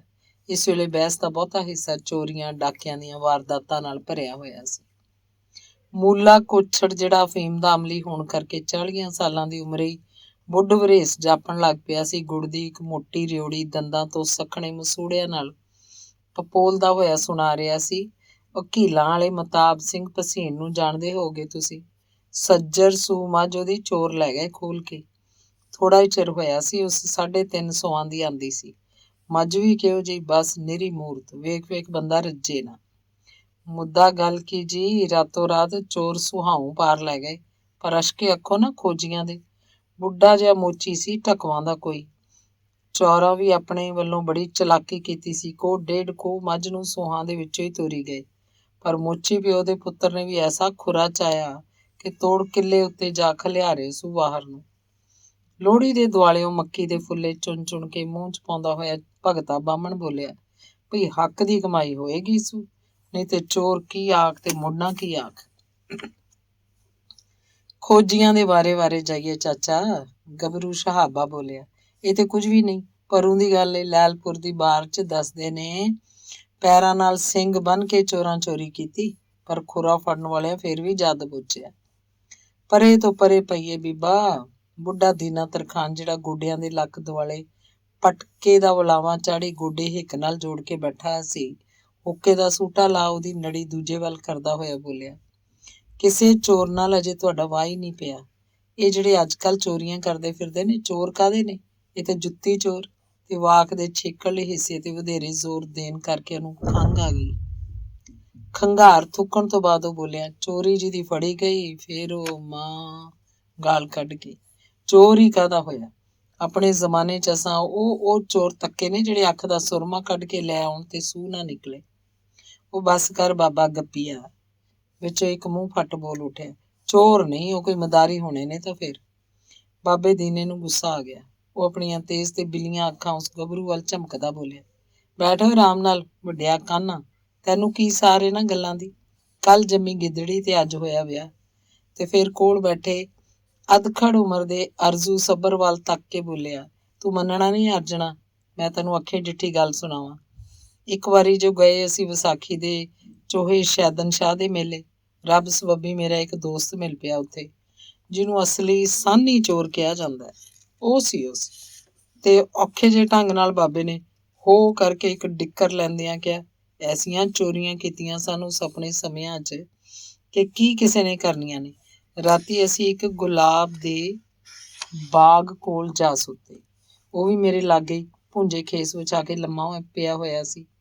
ਅੱਧੀ ਰਾਤ ਅਸੀਂ ਅਗਲੀਆਂ ਪਿਛਲੀਆਂ ਗੱਲਾਂ ਮਾਰਦੇ ਰਹੇ, ਉਸ ਬੜੀਆਂ ਜਾਨ ਜੋਖੋ ਵਾਲੀਆਂ ਦੇ ਹਾਲ ਸੁਣਾਏ। ਸਾਡੇ ਨੇੜੇ ਹੀ ਦੋ ਖਤਰੇਟੇ ਇੱਕੋ ਖੇਸ ਤੇ ਸੁੱਤੇ ਸਨ। ਖੇਸ ਸੀ ਕਿ ਪਰੀਆਂ ਦੀ ਉੱਡਣੀ। ਸੂਹੇ ਪੱਟ ਦੀਆਂ 1.5 ਚੱਪਾ ਚੌੜੀਆਂ ਉਹਦੀਆਂ ਕੰਨੀਆਂ ਵਿੱਚ ਉਦੇ ਦੇ ਪੀਲੇ ਰੰਗ ਦੀਆਂ ਪਿੜੀਆਂ ਪਈਆਂ ਹੋਈਆਂ। ਆਖੀਏ ਕਿਸੇ ਨੇ ਰਾਜੇ ਨੂੰ ਤੋਹਫਾ ਦੇਣ ਲਈ ਉਣਿਆ ਹੋਏਗਾ। ਜਿੰਨੀ ਵਾਰ ਖੇਸ ਵੱਲ ਤੱਕਾਂ ਅੰਦਰਲਾ ਮੇਰਾ ਮੱਚ ਉੱਠੀ। ਮੈਂ ਉਹਨੂੰ ਆਖਿਆ, ਬਈ ਉਮਰ ਦੀਨਾ, ਤਾਂ ਮੈਂ ਤੈਨੂੰ ਚੋਰ ਜਾਣਾ ਜੇ ਨਾ ਖਤਰੀਆਂ ਹੇਠੋਂ ਖੇਸ ਕੱਢ ਕੇ ਮੈਨੂੰ ਲਿਆ ਦੇਵੇਂ। ਭਲੇ ਥਾਂ ਬੈਠੇ ਹੋਏ ਆ, ਕੂੜ ਮਾਰਨਾ ਝੱਕ ਮਾਰਨ ਦੇ ਬਰਾਬਰ ਏ। ਉਸ ਹੀਲ ਨਾ ਕੀਤੀ, ਦਲੀਲ ਨਾ ਕੀਤੀ, ਉੱਠ ਖੜੋਤਾ ਤੇ ਆਖਣ ਲੱਗਾ, ਲੈ ਭਲਾ ਇਹ ਵੀ ਕੋਈ ਚੋਰੀਆਂ 'ਚੋਂ ਚੋਰੀ? ਇਹੋ ਜਿਹਾ ਕੰਮ ਤੇ ਚੋਰਾਂ ਦੇ ਕਾਮੇ ਵੀ ਕਰ ਲੈਂਦੇ ਨੇ। ਤੇ ਮਲਕੜੇ ਉੱਠ ਕੇ ਨਾ ਉਹ ਦੋਵਾਂ ਖਤਰੀਆਂ ਦੇ ਵਿਚਾਲੇ ਜਾ ਲੰਮਾ ਪਿਆ। ਕੀ ਮਜਾਲ ਜੋ ਦੋਵਾਂ 'ਚੋਂ ਕਿਸੇ ਨੇ ਮੱਖੀ ਜਿੰਨੀ ਭਿਣਕ ਵੀ ਪਈ ਹੋਵੇ। ਝੱਟ ਸਾਰਾ ਤਾਂ ਉਹ ਦੜ ਵੱਟ ਕੇ ਦੋਵਾਂ ਵਿਚਾਲੇ ਪਿਆ ਰਿਹਾ। ਫਿਰ ਹੌਲੀ ਹੌਲੀ ਕਦੀ ਇੱਕ ਨੂੰ ਕਦੀ ਦੂਜੇ ਨੂੰ ਪਾਸੇ ਮਾਰ ਮਾਰ ਕੇ ਪਰਾਂ ਸਰਕਾਈ ਗਿਆ ਤੇ ਨਾਲੋਂ ਨਾਲ ਖੇਸ ਨੂੰ ਆਪਣੀ ਵੱਲ ਖਿੱਚਦਾ ਗਿਆ। ਤਾਂ ਹੀ ਖਬਰ ਜੋ ਜਾਣੇ ਦਾ ਬੱਚਾ ਖੇਸ ਕੱਛੇ ਮਾਰੀ ਮੇਰੀ ਸਰਹੰਦੀ ਆ ਖਲੋਤਾ। ਖਤਰੇਵੇਂ ਦੋਵੇਂ ਭੁੰਜੇ ਹੀ ਸੁੱਤੇ ਹੋਏ ਘਰਾੜੇ ਪਏ ਮਾਰਦੇ ਸਨ। ਇਹਨੂੰ ਆਂਦੇ ਨੇ ਅੱਖਾਂ 'ਚੋਂ ਸੁਰਮਾ ਕੱਢ ਲਿਆਉਣ ਵਾਲੀ ਚੋਰੀ। ਬਈ ਵਾਹ, ਗੱਲ ਹੋਈ ਨਾ। ਇਹੋ ਜਿਹਾ ਸ਼ਲਾਘਾ ਭਰੇ ਵਾਕਾਂ 'ਚ ਜਦ ਸਾਰਿਆਂ ਨੇ ਚੋਰ ਤੇ ਉਹਦੀ ਚੋਰੀ ਦੀ ਦਾਤ ਦੇਣੀ ਸ਼ੁਰੂ ਕੀਤੀ ਤਾਂ ਬਾਬੇ ਦੀਆਂ ਅੱਖਾਂ 'ਚ ਪ੍ਰਸੰਨਤਾ ਦੇ ਚਮਕ ਆ ਗਈ। ਆਪਣੀ ਧੂਏ ਰੱਗੀ ਦਾੜੀ 'ਚ ਸੱਜੇ ਹੱਥ ਦੀ ਪਹਿਲੀ ਉਂਗਲ ਨਾਲ ਖੁਰਕਦਾ ਬੋਲਿਆ, ਇਹ ਤੇ ਅਸਲੋਂ ਹੀ ਉਹਦੇ ਭਾਣੇ ਖੇਡ ਜਿਹੀ ਸੀ। ਦੂਜੇ ਦਿਨ ਦੀ ਗੱਲ ਸੁਣੋ ਨਾ। ਤੇ ਉਹਨੇ ਨਵੇਂ ਜੋਸ਼ ਨਾਲ ਕਹਿਣਾ ਸ਼ੁਰੂ ਕੀਤਾ। ਦੂਜੇ ਦਿਨ ਜਦੋਂ ਛਿੰਝ ਵੇਖਣ ਮੇਲੇ ਦੀ ਭੀੜ ਤੁਰੀ ਜਾ ਰਹੀ ਸੀ ਤਾਂ ਉਹ ਵੀ ਮੇਰੇ ਨਾਲ ਸੀ। ਅਸੀਂ ਭੀੜ 'ਚ ਧਕੀਂਦੇ ਮਰੀਂਦੇ ਸਾਰਾ ਜ਼ੋਰ ਲਾ ਕੇ ਤੁਰੇ ਜਾਂਦੇ ਸਾਂ ਤੇ ਮੈਂ ਆਪਣੇ ਅੱਗੇ ਇੱਕ ਕਿਸੇ ਵੱਡੇ ਸਾਰੇ ਖਾਨਜ਼ਾਦੇ ਨੂੰ ਜਾਂਦਿਆਂ ਡਿੱਠਾ, ਜਿਹਦੇ ਪੈਰੀਂ ਜ਼ਰੀ ਦੀ ਨਵੀਂ ਨਕੋਰ ਜੁੱਤੀ ਸੀ ਜੋ ਘੱਟੋ ਘੱਟ ਹੋਏਗੀ ਤਾਂ 20-25 ਤੋਂ ਘੱਟ ਦੀ ਕੀ ਹੋਣੀ ਹੈ। ਮੈਂ ਐਵੇਂ ਹਾਸੇ ਭਾਣੇ ਉਸ ਅੱਗੇ ਗੱਲ ਜਾ ਕੀਤੀ ਕਿ ਉਮਰ ਦੀਨਾ ਵੀ ਜੋੜਾ ਹੋਵੇ ਤਾਂ ਇਹੋ ਜਿਹਾ ਪੈਰੀਂ ਪਾ ਕੇ ਮੇਲੇ ਦਾ ਨਸ਼ਾ ਆ ਜਾਂਦਾ ਹੋਣਾ। ਉਹ ਆਖਣ ਲੱਗਾ, ਤੈਨੂੰ ਵੀ ਚਾੜਦਿਆਂ ਨਸ਼ਾ? ਉਰੇ ਕਰ ਜਰਾ ਆਪਣੀ ਜੁੱਤੀ। ਬਸ ਜਵਾਨ ਬਦੋ ਬਦੀ ਉਸ ਮੇਰੇ ਪੈਰੋਂ ਜੁੱਤੀ ਲੁਹਾ ਕੇ ਹੱਥ ਫੜ ਲਈ। ਮੈਂ ਆਖਿਆ, ਖਬਰੇ ਕੀ ਕਰਨੀ ਸੂ। ਲਾਗਲੀ ਪੈਲੀ ਦੀ ਵੱਟ ਤੇ ਭਖੜਾ ਨਿਸਰਿਆ ਸੀ। ਉਹ ਧੁੱਸ ਕੇ ਗਾਂਹ ਹੋਇਆ ਤੇ ਇੱਕ ਬੂਟੇ ਨਾਲੋਂ ਜਾ ਕੇ ਭਖੜੇ ਦੀ ਚੁਟਕੀ ਕੁਬੀ ਧੂ ਲਿਆਇਆ। ਖਾਨ ਸਾਹਿਬ ਦੀਆਂ ਪੈੜਾਂ ਮਗਰੇ ਅਸੀਂ ਤੁਰੇ ਗਏ। ਜੁੱਤੀ ਰੱਤਾ ਕੁ ਉਹਦੀ ਮੋਕਲੀ ਸੀ। ਉਮਰੇ ਨੇ ਗਾਂਹ ਨਿਉਂ ਕੇ 2 ਕੁ ਦਾਣੇ ਭਖੜਿਆਂ ਦੇ ਅੱਡੀ ਵਾਲੇ ਬੰਨੇ ਉਹਦੀ ਜੁੱਤੀ ਦੇ ਇੱਕ ਪੈਰ 'ਚ ਸੁੱਟ ਦਿੱਤੇ। 5-4 ਕਦਮ ਗਾਂਹ ਜਾ ਕੇ ਖਾਨ ਨੂੰ ਭਖੜਾ ਚੁਭਿਆ। ਉਸ ਖੜਿਆ ਹੋ ਕੇ ਜੁੱਤੀ ਦਾ ਪੈਰ ਲਾਇਆ ਤੇ ਫਿਰ ਪੱਬ ਦੇ ਅੜਾ ਕੇ ਛੰਡ ਸੁੱਟਿਆ। ਅੱਲਾ ਝੂਠ ਨਾ ਬੁਲਾਏ, ਜਿਉਂ ਪੱਬ ਤੋਂ ਜੁੱਤੀ ਦਾ ਪੈਰ ਉਸ ਭੁੰਜੇ ਟਕਾਇਆ, ਅੱਖ ਫੁਰੱਕੇ ਦੀ ਢਿੱਲ 'ਚ ਉਮਰੇ ਨੇ ਨੀਵੇਂ ਹੋ ਕੇ ਹੱਥ 'ਚ ਫੜੀ ਹੋਈ ਮੇਰੀ ਜੁੱਤੀ ਦਾ ਪੈਰ ਅਗਾਂਹ ਕਰਤਾ ਤੇ ਉਹਦਾ ਪੌਲਾ ਪਿੱਛੇ ਖਸਕਾ ਲਿਆ ਸੂ। ਖਾਨ ਹੋਰੀ ਭੀੜ ਦੇ ਧੱਕਿਆਂ ਤੋਂ ਬਚਣ ਦੇ ਧਿਆਨ ਉਵੇਂ ਪੌਲਾ ਪੈਰੀ ਪਾ ਕੇ ਤੁਰੇ ਗਏ। ਅੱਗੇ ਜਾ ਕੇ ਉਮਰੇ ਨੇ ਦੂਜੇ ਪੈਰ ਵੀ ਏਦਾਂ ਹੀ ਵਟਾ ਲਿਆ ਤੇ ਮੈਨੂੰ ਬਾਹੋਂ ਫੜ ਕੇ ਭੀੜ ਤੋਂ ਇਕਲ ਵਾਂਝੇ ਘਸੀੜਦਾ ਹੋਇਆ ਆਖਣ ਲੱਗਾ, ਲੈ ਫੜ, ਜੇ ਜਰੀ ਦੀ ਜੁੱਤੀ ਬਾਝੋਂ ਤੇਰਾ ਫਰੇਵਾ ਨਹੀਂ ਲੱਥਦਾ ਤਾਂ ਇਹ ਹੁੰਦੇ ਜੀ ਅਸਲੀ ਚੋਰਾਂ ਦੇ ਕੰਮ। ਭਲਾ ਇਹ ਵੀ ਕੋਈ ਚੋਰੀਆਂ ਨੇ? ਮਾਂ ਮੁੱਢੋਂ ਤੁਰ ਪਏ ਚੋਰੀਆਂ ਕਰਨ ਤੇ ਮਾਰ ਕਿਹੜੀ ਮਾਰਨੀ? ਕਿਸੇ ਦੇ ਕਿੱਲੇ ਤੋਂ ਡੰਗਰ ਖੋਲ ਲਿਆਉਣਾ ਜਾਂ ਕਿਸੇ ਰਾਹ ਜਾਂਦੇ ਗਰੀਬ ਦੇ ਕੱਪੜੇ ਲੁਆ ਲਿਆਉਣੇ। ਚੋਰ ਨੇ ਉਠਾਈ ਗੀਰ ਨੇ।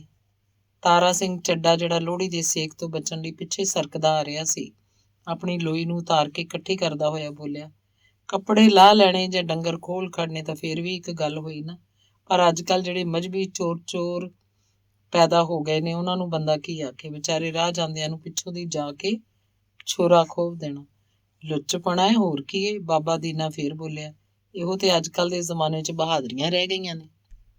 ਦੀਨੇ ਦੀ ਗੱਲ ਸੁਣ ਕੇ ਭਗਤਾ ਬਾਹਮਣ ਕਹਿਣ ਲੱਗਾ, ਗੱਲ ਇਹ ਵੇ ਬਾਬਾ ਦੀਨਿਆ, ਇਹ ਜਿਹੜੇ ਛੁਰੇ ਚਲਾਉਣ ਵਾਲੇ ਤੂੰ ਦੱਸਣਾ ਹੈ ਨਾ, ਸੱਚ ਪੁੱਛੇ ਤਾਂ ਇਸ 'ਚ ਕਸੂਰ ਉਹਨਾਂ ਦਾ ਵੀ ਕੁਝ ਨਹੀਂ।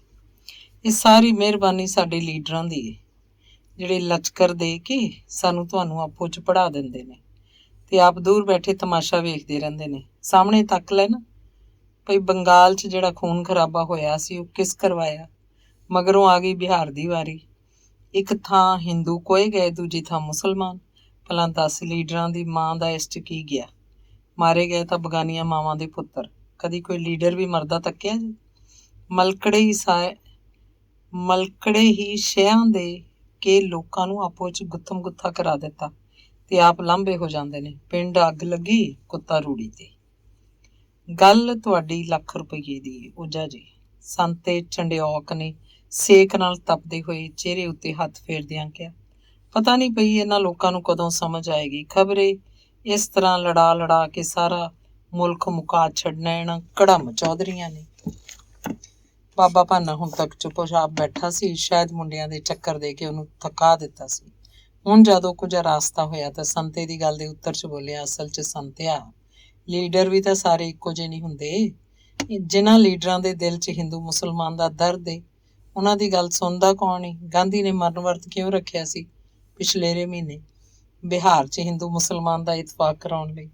ਤੇ ਜਵਾਹਰ ਲਾਲ ਨੇ ਬਿਹਾਰ ਦੇ ਹਿੰਦੂਆਂ ਨੂੰ ਵੰਗਾਰ ਕੇ ਆਖ ਦਿੱਤਾ ਸੀ ਕਿ ਜੇ ਤੁਸੀਂ ਮੁਸਲਮਾਨ ਭਰਾਵਾਂ ਨਾਲ ਜ਼ੁਲਮ ਕਰਨੋਂ ਨਹੀਂ ਟਲੋਗੇ ਤਾਂ ਮੈਂ ਬੰਬ ਮਾਰ ਕੇ ਤੁਹਾਨੂੰ ਸਭਨਾਂ ਨੂੰ ਫਨਾਹ ਕਰ ਦਿਆਂਗਾ। ਮਜ਼ਹਬੀ ਮਾਮਲਿਆਂ 'ਚ ਦਖਲ ਨਾ ਦਿਓ ਬਾਬਾ ਜੀ। ਲੋਹੜੀ ਦੇ ਪਿੜ 'ਚੋਂ ਇੱਕ ਤੇਜ਼ ਭੜਕੀਲੀ ਆਵਾਜ਼ ਆਈ, ਮੁਸਲਮਾਨ ਲੀਡਰਾਂ ਉੱਤੇ ਇਲਜ਼ਾਮ ਲਾਉਣ ਦਾ ਤੁਹਾਨੂੰ ਕੋਈ ਹੱਕ ਨਹੀਂ। ਸਾਰਿਆਂ ਦੇ ਧਿਆਨ ਇੱਕ ਵਾਰਗੀ ਉਸ ਬੋਲਣ ਵਾਲੇ ਵੱਲ ਖਿੱਚਿਆ ਗਿਆ।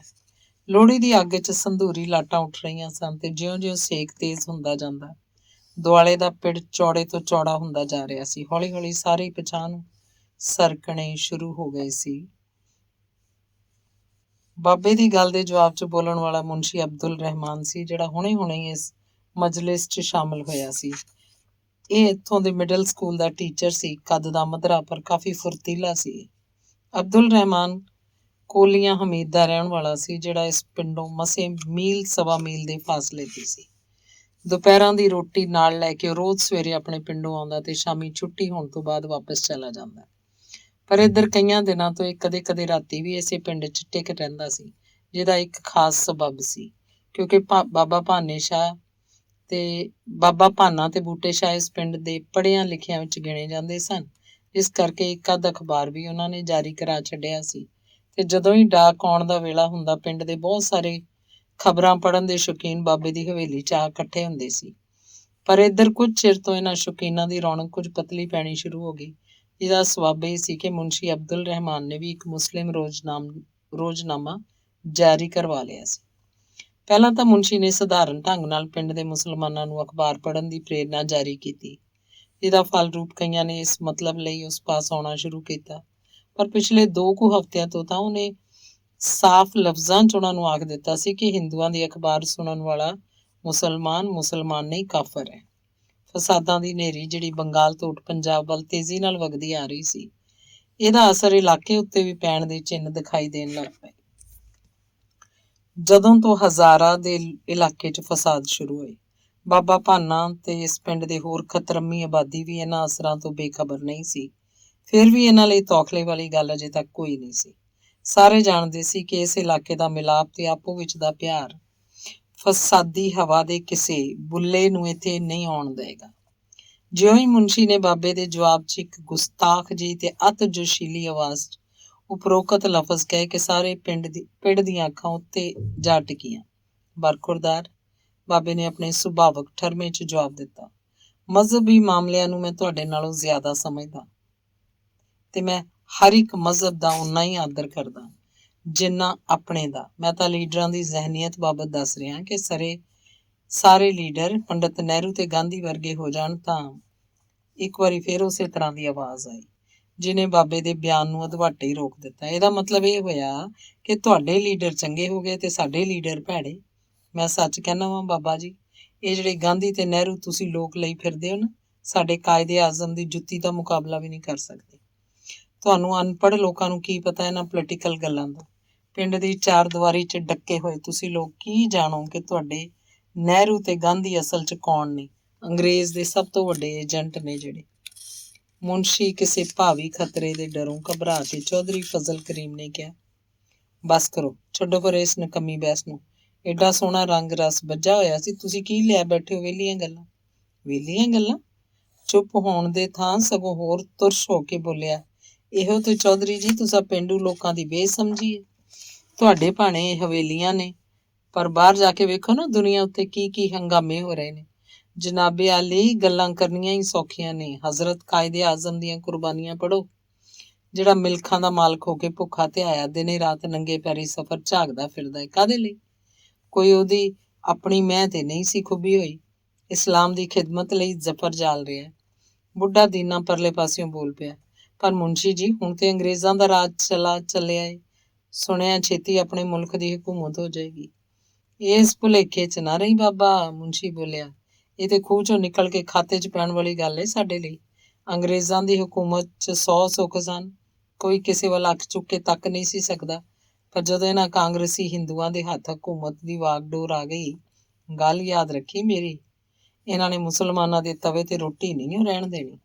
ਮੁਸਲਮਾਨਾਂ ਦੀ ਜ਼ਿੰਦਗੀ ਉਦੋਂ ਮਹਿਫੂਜ਼ ਹੋਏਗੀ ਜਦ ਇਸ ਮੁਲਕ ਉੱਤੇ ਪਾਕਿਸਤਾਨ ਦਾ ਝੰਡਾ ਝੁੱਲੇਗਾ। ਕਿਸੇ ਨੂੰ ਹੈ ਇਸ ਗੱਲ ਦਾ ਪਤਾ ਕਿ ਅੱਜ ਸਾਡਾ ਮਜ਼ਹਬ ਕਿੰਨੇ ਖਤਰੇ ਵਿੱਚ? ਪਿੰਡ ਦੇ ਪਰਿਆਂ 'ਚ ਬੈਠ ਕੇ ਹੁੱਕੇ ਗੁੜਕਾ ਲੈਣੇ ਸੁਖਾਲੇ ਨੇ, ਪਰ ਕੌਮ ਦੀ ਖਿਦਮਤ ਕਰਨੀ ਔਖੀ ਹੈ। ਮੁਨਸ਼ੀ ਦੇ ਵਾਰਤਾਲਾਪ ਨੇ ਲੋਹੜੀ ਦਾ ਸਵਾਦ ਕਿਰਕਰਾ ਕਰ ਦਿੱਤਾ। ਹੁਣ ਤੋਂ ਥੋੜਾ ਚਿਰ ਪਹਿਲਾਂ ਲੋਕਾਂ ਦੇ ਦਿਲਾਂ ਤੋਂ ਲੈ ਕੇ ਚਿਹਰਿਆਂ ਤੱਕ ਉੱਤੋਂ ਜਿਹੜੀ ਖੁਸ਼ੀ ਡੁੱਲ ਪੈ ਰਹੀ ਸੀ, ਉਹਦੇ ਥਾਂ ਹੁਣ ਇੱਕ ਸਹਿਮਾਊ ਤੇ ਬੇਰਸ ਜਿਹਾ ਖੋਖਲਾਪਨ ਹਰ ਪਾਸੇ ਵਰਤ ਰਿਹਾ ਵਿਖਾਈ ਦੇਣ ਲੱਗਾ। ਕੁਝ ਬੇਭਰੋਸਗੀ ਜਿਹੀ ਦੀਆਂ ਭਾਵਾਂ ਨੇ ਕਈਆਂ ਦੇ ਦਿਲ ਭਾਰੇ ਭਾਰੇ ਕਰਤੇ। ਕਈਆਂ ਨੇ ਮੁਨਸ਼ੀ ਦੇ ਰਵੱਈਏ ਨੂੰ ਨਾਪਸੰਦਗੀ ਨਾਲ ਵੇਖਦਿਆਂ ਹੋਇਆ ਬਾਬੇ ਭਾਨੇ ਦੇ ਅਪਮਾਨ ਨੂੰ ਮਹਿਸੂਸ ਕੀਤਾ, ਜਿਹਦਾ ਬਹੁਤ ਸਾਰਾ ਅੰਸ਼ ਦੂਰ ਹੋ ਗਿਆ ਜਦ ਚੌਧਰੀ ਫਜ਼ਲ ਕਰੀਮ ਨੇ ਇੱਕ ਵਾਰੀ ਫੇਰ ਮੁਨਸ਼ੀ ਨੂੰ ਸੰਬੋਧਨ ਕਰਕੇ ਗੱਲਾਂ ਕਹੀਆਂ। ਗੱਲ ਤੁਹਾਡੀ ਸੱਚੀ ਹੈ ਮੁਨਸ਼ੀ ਜੀ, ਵੀ ਗੁਲਾਮ ਆਦਮੀ ਦਾ ਈਮਾਨ ਕੋਈ ਨਹੀਂ ਹੁੰਦਾ, ਪਰ ਬਾਬੇ ਹੋਰਾਂ ਦੀ ਗੱਲ ਵੀ ਤਾਂ ਸੁੱਟ ਪਾਉਣ ਵਾਲੀ ਨਹੀਂ ਸੀ। ਅੱਛਾ ਤੁਸੀਂ ਉਹ ਦੱਸੋ, ਭਲਾ ਗਾਂਧੀ ਨੇ ਭੁੱਖ ਹੜਤਾਲ ਕਾਹਦੇ ਲਈ ਕੀਤੀ ਸੀ? ਤੇ ਨਾਲੇ ਇਹ ਵੀ ਦੱਸੋ ਵੀ ਇਹ ਗੱਲ ਝੂਠੀ ਹੈ ਜਿਹੜਾ ਅਖਬਾਰਾਂ ਵਾਲਿਆਂ ਛਾਪਿਆ ਸੀ ਵੀ ਜਵਾਹਰ ਲਾਲ ਨੇ ਬਿਹਾਰ ਦੇ ਹਿੰਦੂਆਂ ਨੂੰ ਵਰਾਣ ਦੀ ਧਮਕੀ ਦਿੱਤੀ ਸੀ? ਬਾਬੇ ਹੋਰਾਂ ਦੇ ਕਹਿਣ ਦਾ ਮਤਲਬ ਤਾਂ ਇਹ ਸੀ ਨਾ ਵੀ ਜੇ ਕਦੇ ਕਾਇਦੇ ਆਜ਼ਮ ਜਾਂ ਮੁਸਲਿਮ ਲੀਗ ਦੇ ਹੋਰ ਲੀਡਰ ਵੀ ਉਹਨਾਂ ਵਾਂਗ ਹੀ ਆਪਣੇ ਇਲਾਕਿਆਂ 'ਚ ਫਸਾਦਾਂ ਨੂੰ ਰੋਕਣ ਦੀ ਕੋਸ਼ਿਸ਼ ਕਰਦੇ ਤਾਂ ਕਿਉਂ ਇਹ ਕਿਆਮਤ ਆਉਂਦੀ ਸਾਡੇ ਮੁਲਕ ਉੱਤੇ? ਤੁਸੀਂ ਨਹੀਂ ਜਾਣਦੇ ਇਹਨਾਂ ਗੱਲਾਂ ਨੂੰ ਚੌਧਰੀ ਜੀ, ਮੁਨਸ਼ੀ ਉਸੇ ਤਲਖ ਲਹਿਜ਼ੇ 'ਚ ਬੋਲਿਆ। ਇਹ ਸਾਰੇ ਬਗਲੇ ਦੇ ਅਥਰੂ ਨੇ ਜਿਹੜੇ ਵਹਾ ਕੇ ਲੋਕਾਂ ਨੂੰ ਪਤਿਆਉਣਾ ਚਾਹੁੰਦੇ ਨੇ। ਉਹਨਾਂ ਲੋਕਾਂ ਚਾਲਾਂ ਦੀਆਂ ਇੰਨੀਆਂ ਡੂੰਘੀਆਂ ਨੇ ਕਿ ਤੁਹਾਡੇ ਵਰਗੇ ਮੋਟੇ ਦਿਮਾਗ ਉਹਨਾਂ ਨੂੰ ਸਮਝ ਹੀ ਨਹੀਂ ਸਕਦੇ।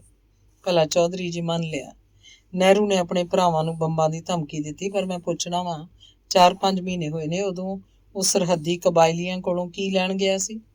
ਸੁਣੋ ਤੁਹਾਨੂੰ ਅਸਲ ਰਾਜ਼ ਦੀ ਗੱਲ ਦੱਸਾਂ, ਕਬਾਇਲੀਆਂ ਕੋਲ ਵੀ ਉਹ ਇਹੋ ਜਿਹਾ ਬਹਾਨਾ ਬਣਾ ਕੇ ਗਿਆ ਸੀ ਨਾ ਭਈ ਮੈਂ ਜਾ ਕੇ ਉਹਨਾਂ ਲੋਕਾਂ ਨੂੰ ਤਹਿਜ਼ੀਬ ਦਾ ਸਬਕ ਸਿਖਾਵਾਂਗਾ, ਚੋਰੀਆਂ ਡਾਕਿਆਂ ਤੋਂ ਰੋਕਾਂਗਾ, ਉਹਨਾਂ ਦੀ ਮਾਲੀ ਮੁਸ਼ਕਲਾਂ ਨੂੰ ਦੂਰ ਕਰਾਂਗਾ। ਪਰ ਵਿੱਚੋਂ ਪਤਾ ਜੀ ਉਹਦਾ ਕੀ ਮਤਲਬ ਸੀ?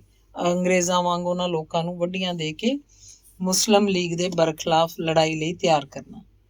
ਇਹ ਸਾਜੇ ਉਹਦਾ ਅਸਲੀ ਮਕਸਦ।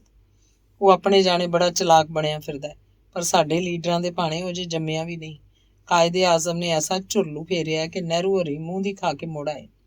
ਇੰਨਾ ਹੀ ਸ਼ੁਕਰ ਕਰਨ ਕਿ ਜਾਨ ਬਚ ਗਈ, ਨਹੀਂ ਤੇ ਜਿਸ ਤਰ੍ਹਾਂ ਉਹਦੇ ਹਵਾਈ ਜਹਾਜ਼ ਉੱਤੇ ਗੋਲੀਆਂ ਵਰਨ ਲੱਗੀਆਂ ਸਨ ਕਾਇਦੇ ਆਜ਼ਮ ਜਾ ਕੇ ਨਾ ਰੋਕਦੇ ਤਾਂ ਨਹਿਰੂ ਦੀ ਕਿਤੇ ਹੱਡੀ ਪਸਲੀ ਨਹੀਂ ਸੀ ਲੱਭਣੀ। ਪਰ ਕਾਇਦੇ ਆਜ਼ਮ ਉਸ ਵੇਲੇ ਹੈ ਕਿੱਥੇ ਸਨ? ਬੂਟੇ ਸ਼ਾਹ ਨੇ ਮਸੀਂ ਇੰਨੀ ਗੱਲ ਮੁੰਸ਼ੀ ਨੂੰ ਕਹੀ ਸੀ ਕਿ ਕੋਲ ਬੈਠੇ ਬੈਠੇ ਬਾਬੇ ਨੇ ਉਹਨੂੰ ਹੱਥ ਦੇ ਇਸ਼ਾਰੇ ਨਾਲ ਰੋਕ ਦਿੱਤਾ ਤੇ ਆਪ ਬੋਲਿਆ, ਮੁੰਸ਼ੀ ਜੀ ਮਾਫ ਕਰਨਾ, ਮੇਰਾ ਮਤਲਬ ਤੁਸੀਂ ਗਲਤ ਸਮਝਿਆ। ਮੈਂ ਇਹ ਨਹੀਂ ਕਹਿੰਦਾ ਕਿ ਹਿੰਦੂ ਲੀਡਰ ਸਾਰੇ ਚੰਗੇ ਤੇ ਮੁਸਲਮਾਨ ਭੈੜੇ ਨੇ।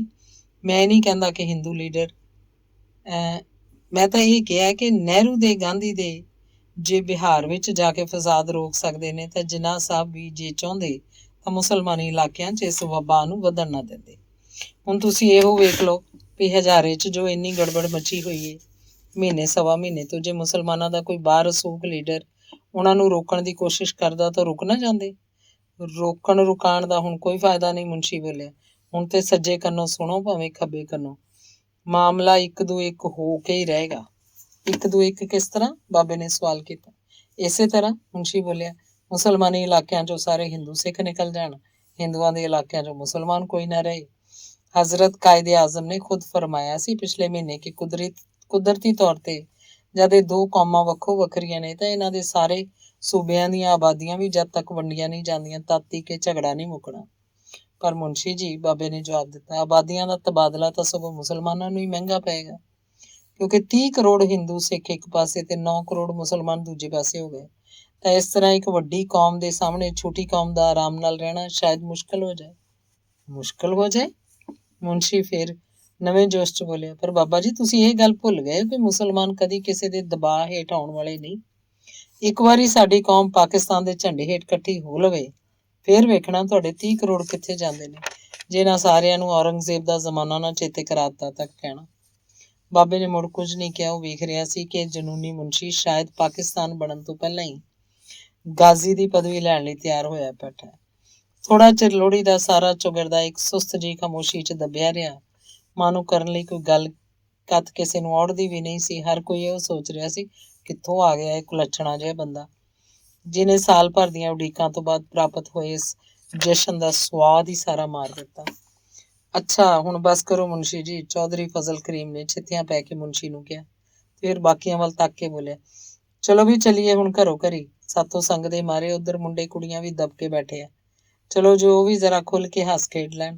ਤੇ ਫਿਰ ਹੌਲੀ ਹੌਲੀ ਸਾਰੀ ਕਿਰਨਮ ਕਿਰਨੀ ਹੋਣ ਲੱਗੇ। ਕਾਂਡ 9ਵਾਂ। ਜਦ ਵੱਡਾ ਪਿੜ ਲਗਭਗ ਸਖਣਾ ਹੋ ਗਿਆ ਤਾਂ ਮੁੰਡਿਆਂ ਨੇ ਢਾਣੀ, ਜਿਨ੍ਹਾਂ ਦੀ ਲੋਹੜੀ 'ਚ ਪਾਥੀਆਂ ਤੇ ਛਾਪਿਆਂ ਦੀ ਅੱਗ ਹੁਣ ਨਾ ਮੱਤਰੀ ਬਾਕੀ ਰਹਿ ਗਈ ਸੀ, ਆਪਣੀ ਲੋਹੜੀ ਛੱਡ ਕੇ ਉਸ ਉੱਤੇ ਆ ਕਾਬਜ਼ ਹੋਈ। ਆਪਣੀ ਗੱਪਬਾਜ਼ੀ 'ਚ ਮਸਤ ਹੋਣ ਕਰਕੇ ਉਹਨਾਂ ਨੂੰ ਕੋਈ ਪਤਾ ਨਹੀਂ ਸੀ ਉਹਨਾਂ ਦੇ ਵੱਡੇ ਵਡੇਰੇ ਜਿਸ ਚਾਅ ਨੂੰ ਲੈ ਕੇ ਲੋਹੜੀ ਦੀ ਰੌਣਕ ਵੇਖਣ ਆਏ ਸਨ, ਉਹ ਤੋਂ ਦੂਣੀ ਬੇਸੁਆਦੀ ਨਾਲ ਮੁੜੇ ਹਨ। ਉਧਰੋਂ ਕੁੜੀਆਂ ਦੇ ਝੁੰਡ 'ਚੋਂ ਟਿਚਕਰ ਭਰ ਕੇ ਕਹਿ ਦੀ ਆਵਾਜ਼ ਆਈ, ਮੁੰਡੇ ਛੱਡ ਗਏ ਜੇ ਨਹੀਂ ਕੁੜੀਓ ਮੈਦਾਨ, ਚੋਰੀ ਦਾ ਮਾਲ ਸੀ ਨਾ, ਭਲਾ ਚੋਰੀ ਦੇ ਮਾਲ 'ਚ ਵੀ ਕੋਈ ਬਰਕਤ ਹੁੰਦੀ ਏ। ਵੇਖੀ ਜੇ ਸਾਡੀ ਲੋਹੜੀ, ਪ੍ਰਭਾਤ ਥੋੜੀ ਵੀ ਬੁੱਝ ਜਾਏ ਤਾਂ ਨਾ ਵਟਾ ਛੱਡਣਾ। ਕੁੜੀਆਂ ਦੇ ਪਿੜ ਵਿੱਚੋਂ ਇਹ ਪਹਿਲੀ ਆਵਾਜ਼ ਸੀ ਜਿਹੜੀ ਪੂਰੀ ਦਲੇਰੀ 'ਚ ਸੁਣਾਈ ਦਿੱਤੀ। ਜਦ ਤੱਕ ਵੱਡੇ ਵਡੇਰੇ ਤੇ ਸੁਆਣੀਆਂ ਇੱਥੇ ਮੌਜੂਦ ਸਨ, ਕੋਈ ਕੁਸਕੀ ਤੱਕ ਨਹੀਂ ਸੀ। ਜਿਉਂ ਹੀ ਉਹਨਾਂ ਨੇ ਲੋਹੜੀ ਦਾ ਪਿੜ ਖਾਲੀ ਕੀਤਾ ਕਿ ਹੌਲੀ ਹੌਲੀ ਸਾਰਿਆਂ ਦੀ ਸੰਗ ਦੂਰ ਹੋ ਗਈ। ਮੁੰਡਿਆਂ ਦੀ ਲੋਹੜੀ ਵੀ ਸੁਣਨੀ ਨਹੀਂ ਰਹੀ। ਛੋਟੇ ਛੋਟੇ ਨਿਆਣੇ ਇਕੱਠੇ ਹੋ ਕੇ ਉਸ ਦੁਆਲੇ ਜਾ ਬੈਠੇ। ਇਧਰੋਂ ਉਧਰੋਂ ਪਾਥੀਆਂ ਪੂਥੀਆਂ ਜਾਂ ਹੋਰ ਜੋ ਕੁਝ ਵੀ ਕੱਖ ਕਣ ਉਹਨਾਂ ਦੇ ਹੱਥ ਆਇਆ ਇਕੱਠਾ ਕਰਕੇ ਉਹਨਾਂ ਇੱਕ ਵਾਰੀ ਫੇਰ ਇਹਨੂੰ ਚਮਕਾ ਦਿੱਤਾ। ਬੜੇ ਸਵਾਦ ਨਾਲ ਅੱਗ ਸੇਕਦੇ ਹੋਏ ਆਪਣੀਆਂ ਬਾਲ ਵਿਨੋਦੀ ਕਹਾਣੀਆਂ 'ਚ ਰੁੱਝ ਗਏ। ਇੱਕ ਸੁਣਾ ਰਿਹਾ ਸੀ ਤੇ ਚੋਰੀ ਚੋਰੀ ਕਰਕੇ ਘਰ ਆਇਆ। ਉਹਨੇ ਗੰਢੜੀ ਖੋਲ ਕੇ ਆਪਣੀ ਵਹੁਟੀ ਅੱਗੇ ਰੱਖ ਦਿੱਤੀ। ਚੋਰ ਦੀ ਵਹੁਟੀ ਵੇਖ ਕੇ ਹੈਰਾਨ ਪਰਾਨ ਹੋ ਗਈ। ਕਿੰਨੇ ਬੜੇ ਗਹਿਣੇ, ਨਾਲ ਰੁਪਈਆ, ਨਾਲੇ 40 40 80 80 20 20 ਰੁਪਈਆਂ ਦੇ ਕਿੰਨੇ ਸਾਰੇ ਨੋਟ। ਕਹਾਣੀ ਜਦ ਖਤਮ ਹੋਈ ਤਾਂ ਵਿੱਚੋਂ ਕਿਸੇ ਮੁੰਡੇ ਨੇ ਕਿਹਾ, ਆਓ ਬਈ ਚੋਰ ਕੋਤਵਾਲ ਦੀ ਖੇਡ ਖੇਡੀਏ। ਬਾਤਾਂ ਭੁੱਲ ਗਈਆਂ ਤੇ ਚੋਰ ਕੋਤਵਾਲ ਦੀ ਖੇਡ ਸ਼ੁਰੂ ਹੋ ਗਈ। ਇੱਕ ਮੁੰਡਾ ਸਿਪਾਹੀ ਬਣ ਕੇ ਬੰਦੂਕ ਦੀ ਥਾਂ ਮੋਢੇ ਤੇ ਇੱਕ ਸੋਟੀ ਰੱਖ ਕੇ ਪੈਰਾਂ ਦੀ ਥੱਪ ਥੱਪ ਤੇ ਤਾਲ ਨਾਲ ਆਵਾਜ਼ ਮਿਲਾ ਕੇ ਲੋਹੜੀ ਦੇ ਦੁਆਲੇ ਘੁੰਮਦਾ ਹੋਇਆ ਉੱਚੀ ਉੱਚੀ ਬੋਲ ਰਿਹਾ ਸੀ, ਕਾਲੀ ਰਾਤ ਸੂਕਦੀ ਬੰਦੂਕ ਮੇਰੀ ਕੂਕਦੀ, ਜਿਹੜਾ ਚੋਰ ਆਏਗਾ ਉਹ ਠਾ ਗੋਲੀ ਖਾਏਗਾ। ਤੇ ਛੇਕੜ ਦੀ ਤੁੱਕ ਤੇ ਪਹੁੰਚ ਕੇ ਜਦੋਂ ਆਪਣੀ ਸੋਟੀ ਦੀ ਬੰਦੂਕ ਨੂੰ ਸੇਧ ਕੇ ਸਾਰੇ ਜ਼ੋਰ ਨਾਲ ਠਾ ਦਾ ਉਚਾਰਨ ਕਰਦਾ ਤੇ ਇਉਂ ਜਾਪਦਾ ਜਿਵੇਂ ਸੱਚਮੁੱਚ ਉਹਨੇ ਬੰਦੂਕ ਚਲਾਤੀ ਹੋਵੇ। ਇੱਧਰ ਵੱਡੇ ਮੁੰਡੇ, ਜਿਨ੍ਹਾਂ 'ਚ ਬਹੁਤੇ ਮੁਸਲਮਾਨ ਤੇ ਥੋੜੇ ਖੱਤਰੀ ਸਨ, ਜਦ ਗੱਪਬਾਜ਼ੀ ਦਾ ਪੂਰਾ ਸਵਾਦ ਮਾਣ ਚੁੱਕੇ ਤਾਂ ਹੁਣ ਹੌਲੀ ਹੌਲੀ ਉਹਨਾਂ ਨੂੰ ਕਈ ਤਰ੍ਹਾਂ ਦੀਆਂ ਸ਼ਰਾਰਤਾਂ ਸੁੱਝਣ ਲੱਗ ਪਈਆਂ। ਸਿਰ ਤੇ ਵੱਡਾ ਵਡੇਰਾ ਜੋ ਕੋਈ ਨਹੀਂ ਸੀ, ਸ਼ਰਾਰਤ ਦੀ ਵੀ ਜਵਾਨੀ ਦਾ ਇੱਕ ਅੰਗ ਹੁੰਦਾ ਹੈ। ਇਸ ਤੋਂ ਬਿਨਾਂ ਜਵਾਨੀ ਦਾ ਹੁਲਾਰਾ ਅਧੂਰਾ ਰਹਿੰਦਾ। ਮੁੰਡਿਆਂ ਨੇ ਜਦ ਵੇਖਿਆ ਕਿ ਕੁੜੀਆਂ ਦੀ ਲੋਹੜੀ ਅਜੇ ਤੱਕ ਦਗ-ਦਗ ਬਲ ਰਹੀ ਹੈ ਤਾਂ ਭੁੱਲੀ ਹੋਈ ਈਰਖਾ ਉਹਨਾਂ 'ਚ ਫੇਰ ਜਾਗ ਉੱਠੀ। ਵਿੱਚੋਂ ਇੱਕ ਉੱਚੀ ਦੇ ਕੇ ਬੋਲ ਉੱਠਿਆ, ਹਾਂਡਾ ਕਾਸਕਾ। ਦੂਜਿਆਂ ਸਾਰਿਆਂ ਨੇ ਕਿਹਾ, ਲੂਣ ਘਾ। ਪਹਿਲੇ ਮੁੰਡੇ ਨੇ ਫੇਰ ਕਿਹਾ, ਜਿਹੜਾ ਬਾਲਣ ਹੋਰ ਨਾ ਪਾਵੇ ਉਹ ਪੁੱਤਰ ਸੂਰ ਘਾ। ਤੇ ਇਹਨੂੰ ਸੁਣਦਿਆਂ ਹੀ ਸਾਰੇ ਮੁੰਡੇ ਉੱਠ ਕੇ ਭੁਰਲ ਹੋ ਗਏ। ਏਡੀ ਵੱਡੀ ਸਹੁੰ ਨੂੰ ਕੌਣ ਤੋੜਦਾ। ਪਲ ਦੀ ਪਲ ਵਿੱਚ ਲੋਹੜੀ ਦੀਆਂ ਲਾਟਾਂ ਇੱਕ ਵਾਰ ਫੇਰ ਹਵੇਲੀ ਦੀ ਚਾਰਦੀਵਾਰੀ ਤੇ ਉੱਚੀਆਂ ਹੋ ਗਈਆਂ। ਕਿਸੇ ਨੇ ਲਾਗਲੀ ਨਿਆਈ ਚੋਂ ਵਾੜ ਦੇ 2-4 ਛੱਪੇ ਪੁੱਟ ਲਿਆਂਦੇ। ਕੋਈ ਕਿਸੇ ਦੇ ਬਨੇਰੇ ਤੋਂ ਗਿੱਲੀਆਂ ਸੁੱਕੀਆਂ ਪਾਥੀਆਂ ਵਟੋਰ ਲਿਆਇਆ। ਲੱਕੜ, ਬਾਂਸ, ਛਾਪਾ, ਢੀਂਗਰ ਜੋ ਵੀ ਜਿਹਦੇ ਹੱਥ ਆ ਗਿਆ, ਖਾਲੀ ਕੋਈ ਨਾ ਮੁੜਿਆ। ਇੱਕ ਵਿਚਾਰੇ ਨੂੰ ਜਦ ਹੋਰ ਕੁਝ ਨਾ ਲੱਭਾ ਤਾਂ ਉਹ ਕਿਸੇ ਦੇ ਵਿਹੜੇ ਦੀ ਕੰਧ ਟੱਪ ਕੇ ਇੱਕ ਟੁੱਟਾ ਹੋਇਆ ਚਰਖਾ ਹੀ ਧੂ ਲਿਆਇਆ। ਲੋਹੜੀ ਦੀ ਨਵੀਂ ਗਰਮੀ ਨੇ ਮੁੰਡਿਆਂ 'ਚ ਨਵਾਂ ਉਤਸ਼ਾਹ ਭਰ ਦਿੱਤਾ ਤੇ ਹੁਣ ਉਹਨਾਂ ਦੇ ਗਾਉਣ ਉੱਤੇ ਸਾਰਾ ਜ਼ੋਰ ਲਾਉਣਾ ਸ਼ੁਰੂ ਕੀਤਾ। ਉਧਰ ਕੁੜੀਆਂ ਦੇ ਪਿੜ 'ਚ ਕੁਝ ਸਿਥਲਤਾ ਜਿਹੀ ਛਾ ਰਹੀ ਸੀ। ਇੱਕ ਤਾਂ ਮੁਕਾਬਲੇ ਦੀ ਲੋਹੜੀ ਨਵੇਂ ਸਿਰ ਬਲਦੀ ਵੇਖ ਕੇ ਤੇ ਦੂਜੀ ਇੱਕ ਹੋਰ ਗੱਲ ਕਰਕੇ। ਕੁੜੀਆਂ ਸਾਰੀਆਂ ਦਿਲ ਖੋਲ ਕੇ ਤੇ ਨਿਸੰਗ ਹੋ ਕੇ ਗਾਉਣ ਨੱਚਣ ਦੀ ਸੱਧਰ ਲਾਉਣ ਲਈ ਬੇਕਰਾਰ ਹੋ ਰਹੀਆਂ ਸਨ। ਪਰ ਗੁਆਂਢ ਬੈਠੇ ਇਹਨਾਂ ਲੱਚਰ ਮੁੰਡਿਆਂ ਦੀ ਮਜਲਿਸ ਉਹਨਾਂ ਦੀ ਪੇਸ਼ ਨਹੀਂ ਸੀ ਜਾਣ ਦਿੰਦੀ। ਉਹ ਉਡੀਕ 'ਚ ਦੜੀਆਂ ਬੈਠੀਆਂ ਸਨ ਕਿ ਮੁੰਡੇ ਘਰੋਂ ਘਰੀ ਤੁਰ ਜਾਣ ਤੇ ਉਹ ਆਪਣੀ ਮਹਿਫਿਲ ਗਰਮ ਕਰਨ। ਪਰ ਉੱਧਰ ਮੁੰਡੇ ਬੜੇ ਉਸਤਾਦ ਸਨ। ਕੁੜੀਆਂ ਦੇ ਗਾਉਣ ਬਗੈਰ ਉਹ ਕਿਵੇਂ ਹਿੱਲ ਸਕਦੇ ਸਨ। ਹਮੇਸ਼ਾ ਵਾਂਗ ਐਤਕੀ ਵੀ ਮੁੰਡਿਆਂ ਦਾ ਖਿਆਲ ਸੀ ਕੁੜੀਆਂ ਜਦ ਕਿ ਸਾਰੇ ਮਾਪੇ ਉੱਠ ਕੇ ਚਲੇ ਗਏ ਹਨ ਜ਼ਰੂਰ ਗਾਣਾ ਨੱਚਣਾ ਸ਼ੁਰੂ ਕਰ ਦੇਣਗੀਆਂ। ਪਰ ਕਿਉਂਕਿ ਐਤਕੀ ਦੋਵਾਂ ਪਾਰਟੀਆਂ 'ਚ ਕੁਝ ਖਾਰ ਮੁਖਾਰੀ ਜ਼ਿਆਦਾ ਸੀ, ਜਿਸ ਕਰਕੇ ਮੁੰਡਿਆਂ ਦੀ ਮੁਰਾਦ ਪੂਰੀ ਹੁੰਦੀ ਨਾ ਦੀ ਸੀ। ਹੁਣ ਮੁੰਡਿਆਂ ਕੋਲ ਇੱਕੋ ਹੀਲਾ ਬਾਕੀ ਸੀ, ਉਹ ਆਪ ਹੀ ਗਾਣਾ ਸ਼ੁਰੂ ਕਰ ਦੇਣ। ਆਪੇ ਖਰਬੂਜੇ ਨੂੰ ਵੇਖ ਕੇ ਖਰਬੂਜਾ ਰੰਗ ਫੜੇਗਾ। ਸਭ ਤੋਂ ਪਹਿਲਾਂ ਬੈਂਤਬਾਜ਼ੀ ਸ਼ੁਰੂ ਹੋਈ। ਐਨ ਅਰਜ਼ ਨੈਣਾ ਵਾਲੀਏ ਨੀ ਤੇਰੇ ਨੈਣਾ ਨੇ ਮਾਰਿਆ ਤੀਰ ਮੈਨੂੰ। ਅੱਧਾ ਕੁ ਘੰਟਾ ਬੈਂਤਬਾਜ਼ੀ ਦਾ ਦੌਰ ਚੱਲਦਾ ਰਿਹਾ। ਫਿਰ ਗਜ਼ਲਬਾਜ਼ੀ ਦੀ ਵਾਰੀ ਆਈ। कत्लगाह को जब वो चले लेके खंजर हाथ में, खुद बखुद आने लगे आशिक लिए सर हाथ में।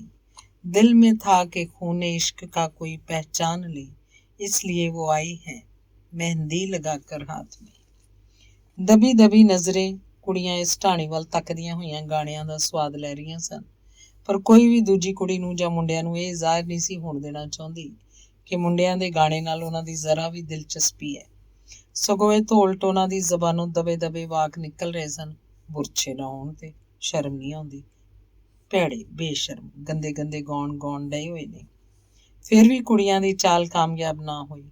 ਕੁੜੀਆਂ ਨੇ ਗਾਣਾ ਸ਼ੁਰੂ ਨਾ ਕੀਤਾ ਤਾਂ ਉਹਨਾਂ ਨੇ ਸੰਗ ਲਿਹਾਜ਼ ਦੀ ਨਕਾਬ ਨੂੰ ਜ਼ਰਾ ਹੋਰ ਸਰਕਾ ਕੇ ਟੱਪੇਬਾਜ਼ੀ ਸ਼ੁਰੂ ਕਰਤੀ। ਇੱਕ ਮੁੰਡੇ ਨੇ ਪਹਿਲ ਕੀਤੀ, ਫੁੱਲ ਲੱਗੇ ਨੇ ਅਨਾਰਾਂ ਨੂੰ, ਨੱਡਿਆਂ 'ਚੋਂ ਮੈਂ ਸੋਹਣਾ, ਕੁੜੀਆਂ ਵਿੱਚੋਂ ਸੋਹਣੀ ਤੂੰ। ਤੇ ਮੁੰਡਿਆਂ ਦਾ ਚਲਾਇਆ ਹੋਇਆ ਇਹ ਵਾਕ ਬਾਣ ਖਾਲੀ ਨਹੀਂ ਗਿਆ। ਕੁੜੀਆਂ 'ਚ ਹੜਬੜੀ ਜਿਹੀ ਮਚ ਗਈ। ਕੌੜ 'ਚ ਆ ਕੇ ਗਾਉਣ ਦੀ ਰੋਕ ਰੱਖੀ ਹੋਈ ਤੀਬਰਤਾ ਸਾਰਿਆਂ ਦੇ ਅੰਦਰ ਹੀ ਭੜਕ ਉੱਠੀ। ਉਹ ਕਨੱਖੀਆਂ ਨਾਲ ਇੱਕ ਦੂਜੇ ਵੱਲ ਇਸ ਤਰ੍ਹਾਂ ਤੱਕਣ ਲੱਗੀਆਂ ਜਿਵੇਂ ਦੁਸ਼ਮਣ ਦੇ ਇਸ ਹਮਲੇ ਨੂੰ ਟਾਕਰੇ 'ਚ ਜਵਾਬੀ ਕਾਰਵਾਈ ਕਰਨ ਲਈ ਇੱਕ ਦੂਜੀ ਨੂੰ ਉਕਸਾ ਰਹੀਆਂ ਹੋਣ। ਇਹ ਉਕਸਾਹਟ ਝਾਟੀ ਇੱਕ ਨਿੰਮੀ ਬਹਿਸ 'ਚ ਬਦਲ ਗਈ। ਹਰ ਇੱਕ ਕੁੜੀ ਦੂਜੀ ਦੇ ਮੋਢੇ ਤੇ ਧਰ ਕੇ ਬੰਦੂਕ ਚਲਾਉਣੀ ਚਾਹੁੰਦੀ ਸੀ। ਇੱਕ ਸ਼ੋਖ ਜਿਹੀ ਕੁੜੀ ਨੇ ਦੂਜੀਆਂ ਕੁੜੀਆਂ ਨੂੰ ਸੰਬੋਧਨ ਕੀਤਾ। ਉਸਨੇ ਜੋ ਕਿਹਾ ਹੈ, ਕੁੜੀਆਂ ਵਿੱਚੋਂ ਸੋਹਣੀ ਤੂੰ, ਬਸ ਜਿਹੜੀ ਸੋਹਣੀ ਹੈ ਉਹੀ ਜਵਾਬ ਦੇਵੇ। ਠੀਕ ਹੈ, ਬਿਲਕੁਲ ਠੀਕ। ਕਈ ਬੁੱਲ ਫਰ ਕੇ ਹੁਣ ਸਾਰੀਆਂ ਅੱਖਾਂ ਨਸੀਮ ਤੇ ਜਾ ਟਿਕੀਆਂ, ਜਿਹੜੀ ਨਾ ਕੇਵਲ ਸੁਹੱਪਣ ਦੇ ਲਿਹਾਜ਼ ਨਾਲ ਹੀ ਇਸ ਕਸੌਟੀ ਤੇ ਪੂਰੀ ਉਤਰਦੀ ਸੀ, ਬਲਕਿ ਟੱਪੇਬਾਜ਼ੀ ਵੀ ਉਸ ਜਿੰਨੀ ਕੋਈ ਕੁੜੀ ਨਹੀਂ ਸੀ ਜਾਣਦੀ। ਸਾਰੀਆਂ ਇਸ ਭਾਵ ਨਾਲ ਉਹਨੂੰ ਟੁੰਬਣ ਲੱਗੀਆਂ ਜਿਵੇਂ ਕਹਿ ਰਹੀਆਂ, ਹੁਣ ਸੀਮਾ ਸਾਡੀ ਇੱਜ਼ਤ ਹੁਣ ਤੇਰੇ ਹੀ ਹੱਥ ਹੈ। ਉਧਰ ਮੁੰਡੇ ਬੇਤਾਬੀ ਨਾਲ ਆਪਣੇ ਛੱਡੇ ਹੋਏ ਤੀਰ ਦਾ ਜਵਾਬ ਉਡੀਕ ਰਹੇ ਸਨ। ਟੱਪੇਬਾਜ਼ੀ ਅਥਵਾ ਮਾਹੀਆ ਪੰਜਾਬ ਦੇ ਹਰ ਪਿੰਡ 'ਚ ਆਮ ਪ੍ਰਚਲਿਤ ਹੈ। ਇਹਦਾ ਰੰਗ ਤਦ ਤੀਕ ਬੱਝ ਨਹੀਂ ਸਕਦਾ ਜਦ ਤੀਕ ਦੋਵਾਂ ਪਾਸਿਆਂ ਤੋਂ ਸਵਾਲਾਂ ਜਵਾਬਾਂ ਦੇ ਤੌਰ ਤੇ ਇਹਨੂੰ ਨਾ ਗਾਇਆ ਜਾਏ। ਇਸ ਕਰਕੇ ਮੁੰਡੇ ਵਧੇਰੇ ਪਰੇਸ਼ਾਨ ਸਨ। ਜਦ ਤੀਕ ਪਹਿਲੇ ਟੱਪੇ ਦਾ ਜਵਾਬ ਨਾ ਆਏ ਸਿਲਸਿਲਾ ਗਾਂਹ ਚੱਲ ਨਹੀਂ ਸੀ ਸਕਦਾ। ਅਖੀਰ ਉਹਨਾਂ ਨੂੰ ਜਵਾਬ ਮਿਲਿਆ ਹੀ, ਪਰ ਐਸੀ ਸ਼ਕਲ ਵਿੱਚ ਜਿਹਨੇ ਇਸ ਸਿਲਸਿਲੇ ਨੂੰ ਜਾਰੀ ਰੱਖਣ ਦੇ ਤਾਂ ਸਗੋਂ ਕਈ ਠੱਪ ਕਰ ਦਿੱਤਾ। ਕੁੜੀਆਂ ਦੇ ਪਿੜ ਵੱਲੋਂ ਇੱਕ ਮਿੱਠੀ ਪਰ ਸ਼ਰਮੀਲੀ ਜਿਹੀ, ਕੁਝ ਕੰਬਦੀ, ਕੁਝ ਕੰਬਾਉਂਦੀ ਸੁਰ 'ਚ ਉਹਨਾਂ ਨੂੰ ਕੁਝ ਸੁਣਾਈ ਦਿੱਤਾ। ਕੌਣ ਉੱਤੇ ਹੱਥ ਲਮਕਾ, ਮੈਂ ਤੈਂਡੀ ਭੈਣ ਲੱਗਾ, ਯਾਰੀ ਮਾਊ ਕੰਜਰੀ ਨਾਲ ਲਾ। ਸਾਰੇ ਮੁੰਡੇ ਠਿੱਠ ਹੋ ਗਏ। ਸਭਨਾਂ ਦੇ ਹੋਠਾਂ ਤੇ ਜਿਵੇਂ ਕਿਸੇ ਨੇ ਮੋਹਰ ਜੜਤੀ ਹੋਵੇ। ਸਾਰੇ ਇੱਕ ਦੂਜੇ ਦੇ ਮੂੰਹ ਵੱਲ ਝਾਕਣ ਲੱਗੇ, ਜਿਹੜੇ ਨਜ਼ਰਾਂ ਦੁਆਰਾ ਪੁੱਛ ਰਹੇ ਸਨ, ਹੁਣ ਕਿੱਕਣ ਛੁਟਕਾਰਾ ਹੋਵੇ ਇਸ ਸੰਕਟ ਤੋਂ। ਇਹ ਖਾਮੋਸ਼ੀ ਜਿਵੇਂ ਸਿੱਕਾ ਬਣ ਕੇ ਉਹਨਾਂ ਦੇ ਅੰਦਰ ਭਰਦੀ ਜਾ ਰਹੀ ਸੀ। ਅਖੀਰ ਇੱਕ ਦੂਰ ਦੀ ਸੋਝੀ ਵਾਲੇ ਮੁੰਡੇ ਨੇ ਸਭਨਾਂ ਨੂੰ ਇਸ਼ਾਰੇ ਨਾਲ ਇੱਕ ਵਿਉਂਤ ਦੱਸੀ, ਜਿਹਨੂੰ ਸੁਣਦਿਆਂ ਸਾਰੀ ਢਾਣੀ 'ਚ ਫਿਰ ਉਤਸ਼ਾਹ ਦਿਖਾਈ ਦੇਣ ਲੱਗਾ। ਚਲੋ ਵੀ ਚੱਲੀਏ, ਰਾਤ ਬੜੀ ਚਲੀ ਗਈ ਹੈ। ਆਦਿ ਕਹਿੰਦੇ ਹੋਏ ਸਾਰੇ ਮੁੰਡੇ ਵਾਰੋ ਵਾਰੀ ਉੱਠ ਕੇ ਤੁਰਨੇ ਸ਼ੁਰੂ ਹੋ ਗਏ। ਪਿੜ ਖਾਲੀ ਹੋ ਗਿਆ। ਮੈਦਾਨ ਜਦ ਉੱਕਾ ਹੀ ਸਾਫ਼ ਹੋ ਗਿਆ, ਕੋਈ ਖੜਕਾ ਬਾਕੀ ਨਾ ਰਿਹਾ ਤਾਂ ਮਲਕੜੀ ਕੁੜੀਆਂ ਦੀ ਸਾਰੀ ਢਾਣੀ ਆਪਣੀ ਲੋਹੜੀ ਤੋਂ ਜਿਹੜੀ ਹੁਣ ਨਾਮ ਮਾਤਰ ਹੀ ਰਹਿ ਗਈ ਸੀ, ਉੱਠ ਕੇ ਲੱਟ ਲੱਟ ਬਲਦੀ ਦੇ ਦੁਆਲੇ ਆ ਜੁੜੀ। ਨਸੀਮ ਦੀ ਬਹਾਦਰੀ ਦੀ ਸਾਰੀਆਂ ਦਾਦ ਦੇ ਰਹੀਆਂ ਸਨ, ਜਿਹਦੇ ਕੀਤੇ ਹੋਏ ਇੱਕੋ ਵਾਰ ਨੇ ਦੁਸ਼ਮਣ ਦੀ ਫੌਜ ਨੂੰ ਭਾਂਜ ਦੇ ਦਿੱਤੀ। ਹੁਣ ਕਿਹਦਾ ਡਰ ਸੀ? ਬੜੀਆਂ ਮੁਸ਼ਕਲਾਂ ਨਾਲ ਰੋਕਿਆ ਸੰਭਾਲਿਆ ਉਹਨਾਂ ਦਾ ਗਾਉਣ ਤੇ ਨੱਚਣ ਦਾ ਚਾਅ ਇੱਕਦਮ ਬੇਕਾਬੂ ਹੋ ਗਿਆ। ਪਲ ਝੱਲ 'ਚ ਲੋਹੜੀ ਦਾ ਪਿੜ ਸੁਰੀਲੇ ਗੀਤਾਂ ਨਾਲ ਗੂੰਜ ਉੱਠਿਆ। 1 ਘੰਟਾ, 2 ਘੰਟੇ, 3 ਘੰਟੇ ਇਹ ਮਧੁਰਤਾ ਭਰਿਆ ਨਾਚ ਜਾਰੀ ਰਿਹਾ। ਨੱਚ ਨੱਚ ਕੇ ਉਹਨਾਂ ਦੀਆਂ ਲੱਤਾਂ ਨੂੰ ਖੱਲੀਆਂ ਪੈ ਗਈਆਂ। ਗੁੱਤਾਂ ਨੇ ਖੁੱਲਦਿਆਂ ਲਿਟਾਂ ਦੀ ਸ਼ਕਲ ਧਾਰਨ ਕਰ ਲਈ ਤੇ ਫਿਰ ਲਿਟਾਂ ਨੇ ਖੁੱਲੇ ਵਾਲਾਂ ਦੀ ਜਿਹੜੇ ਨਾਚ ਦੇ ਹੁਲਾਰਿਆਂ ਨਾਲ ਉੱਡ ਕੇ ਹੁਣ ਉਹਨਾਂ ਦੀਆਂ ਪਿੱਠਾਂ, ਮੱਥਿਆਂ ਤੇ ਮੋਢਿਆਂ ਤੇ ਫੈਲ ਰਹੇ ਸਨ। ਚੜ੍ਹਦੇ ਦੀ ਨੁਕਰੋਂ ਜਦੋਂ ਪ੍ਰਭਾਤ ਦੀ ਮਾੜੀ ਮਾੜੀ ਸਫੈਦੀ ਨਮੂਦਾਰ ਹੋਈ ਤਾਂ ਵਿੱਚੋਂ ਆਵਾਜ਼ਾਂ ਆਉਣ ਲੱਗੀਆਂ, ਬਸ ਕਰੋ ਅੜੀਏਓ, ਹੁਣ ਤੇ ਖੱਲੀਆਂ ਹੱਥੋਂ ਪੈਰ ਵੀ ਨਹੀਂ ਪੁੱਟਿਆ ਜਾਂਦਾ। ਤੇ ਵਿਰੋਧ ਵਿੱਚ ਕਈ ਹੋਰ ਜ਼ਬਾਨਾਂ ਖੁੱਲੀਆਂ, ਨਹੀਂ 1-2 ਹੋਰ। ਲੋਹੜੀ ਕਿਹੜਾ ਰੋਜ਼ ਆਉਣੀ ਹੈ, ਵਰੇ ਪਿੱਛੋਂ ਫੇਰ ਕਿਤੇ ਇਹ ਦਿਨ ਨਸੀਬ ਹੋਏਗਾ। ਤੇ ਜਦ ਨਾਚ ਦੇ ਤਾਲ ਉੱਤੇ ਬੋਲੀ ਗੂੰਜ ਰਹੀ ਸੀ, ਖੱਟ ਕੇ ਲਿਆਂਦੀ ਰਾਈ, ਪੈਰੀਂ ਪਾ ਕੇ ਸੈਂਡਲਾਂ ਨੂੰ ਕਿਤੇ ਗੋਰੀਏ ਤਿਲਕ ਨਾ ਜਾਈ, ਤਾਂ ਅਚਾਨਕ ਕਿਸੇ ਭਰਵੀਂ ਗੂੰਜ ਨੇ ਗੀਤ ਦਾ ਬਾਕੀ ਹਿੱਸਾ ਉਹਨਾਂ ਦੇ ਹੋਠਾਂ ਵਿੱਚੋਂ ਹੀ ਗੁੰਮ ਕਰ ਦਿੱਤਾ। ਉਹਨਾਂ ਦੇ ਤਾਲ ਤੇ ਥਿਰਕਦੇ ਕਦਮ ਜਿਵੇਂ ਕਿਸੇ ਨੇ ਧਰਤੀ ਨਾਲ ਸੀ ਦਿੱਤੇ। ਕਿਤੋਂ ਦਰਜਨਾਂ ਗੋਲੀਆਂ ਦੀ ਸਾਂਝੀ ਆਵਾਜ਼ ਉਹਨਾਂ ਨੂੰ ਸੁਣਾਈ ਦਿੱਤੀ। ਅਸਲਾਮਾਲੇਕਮ।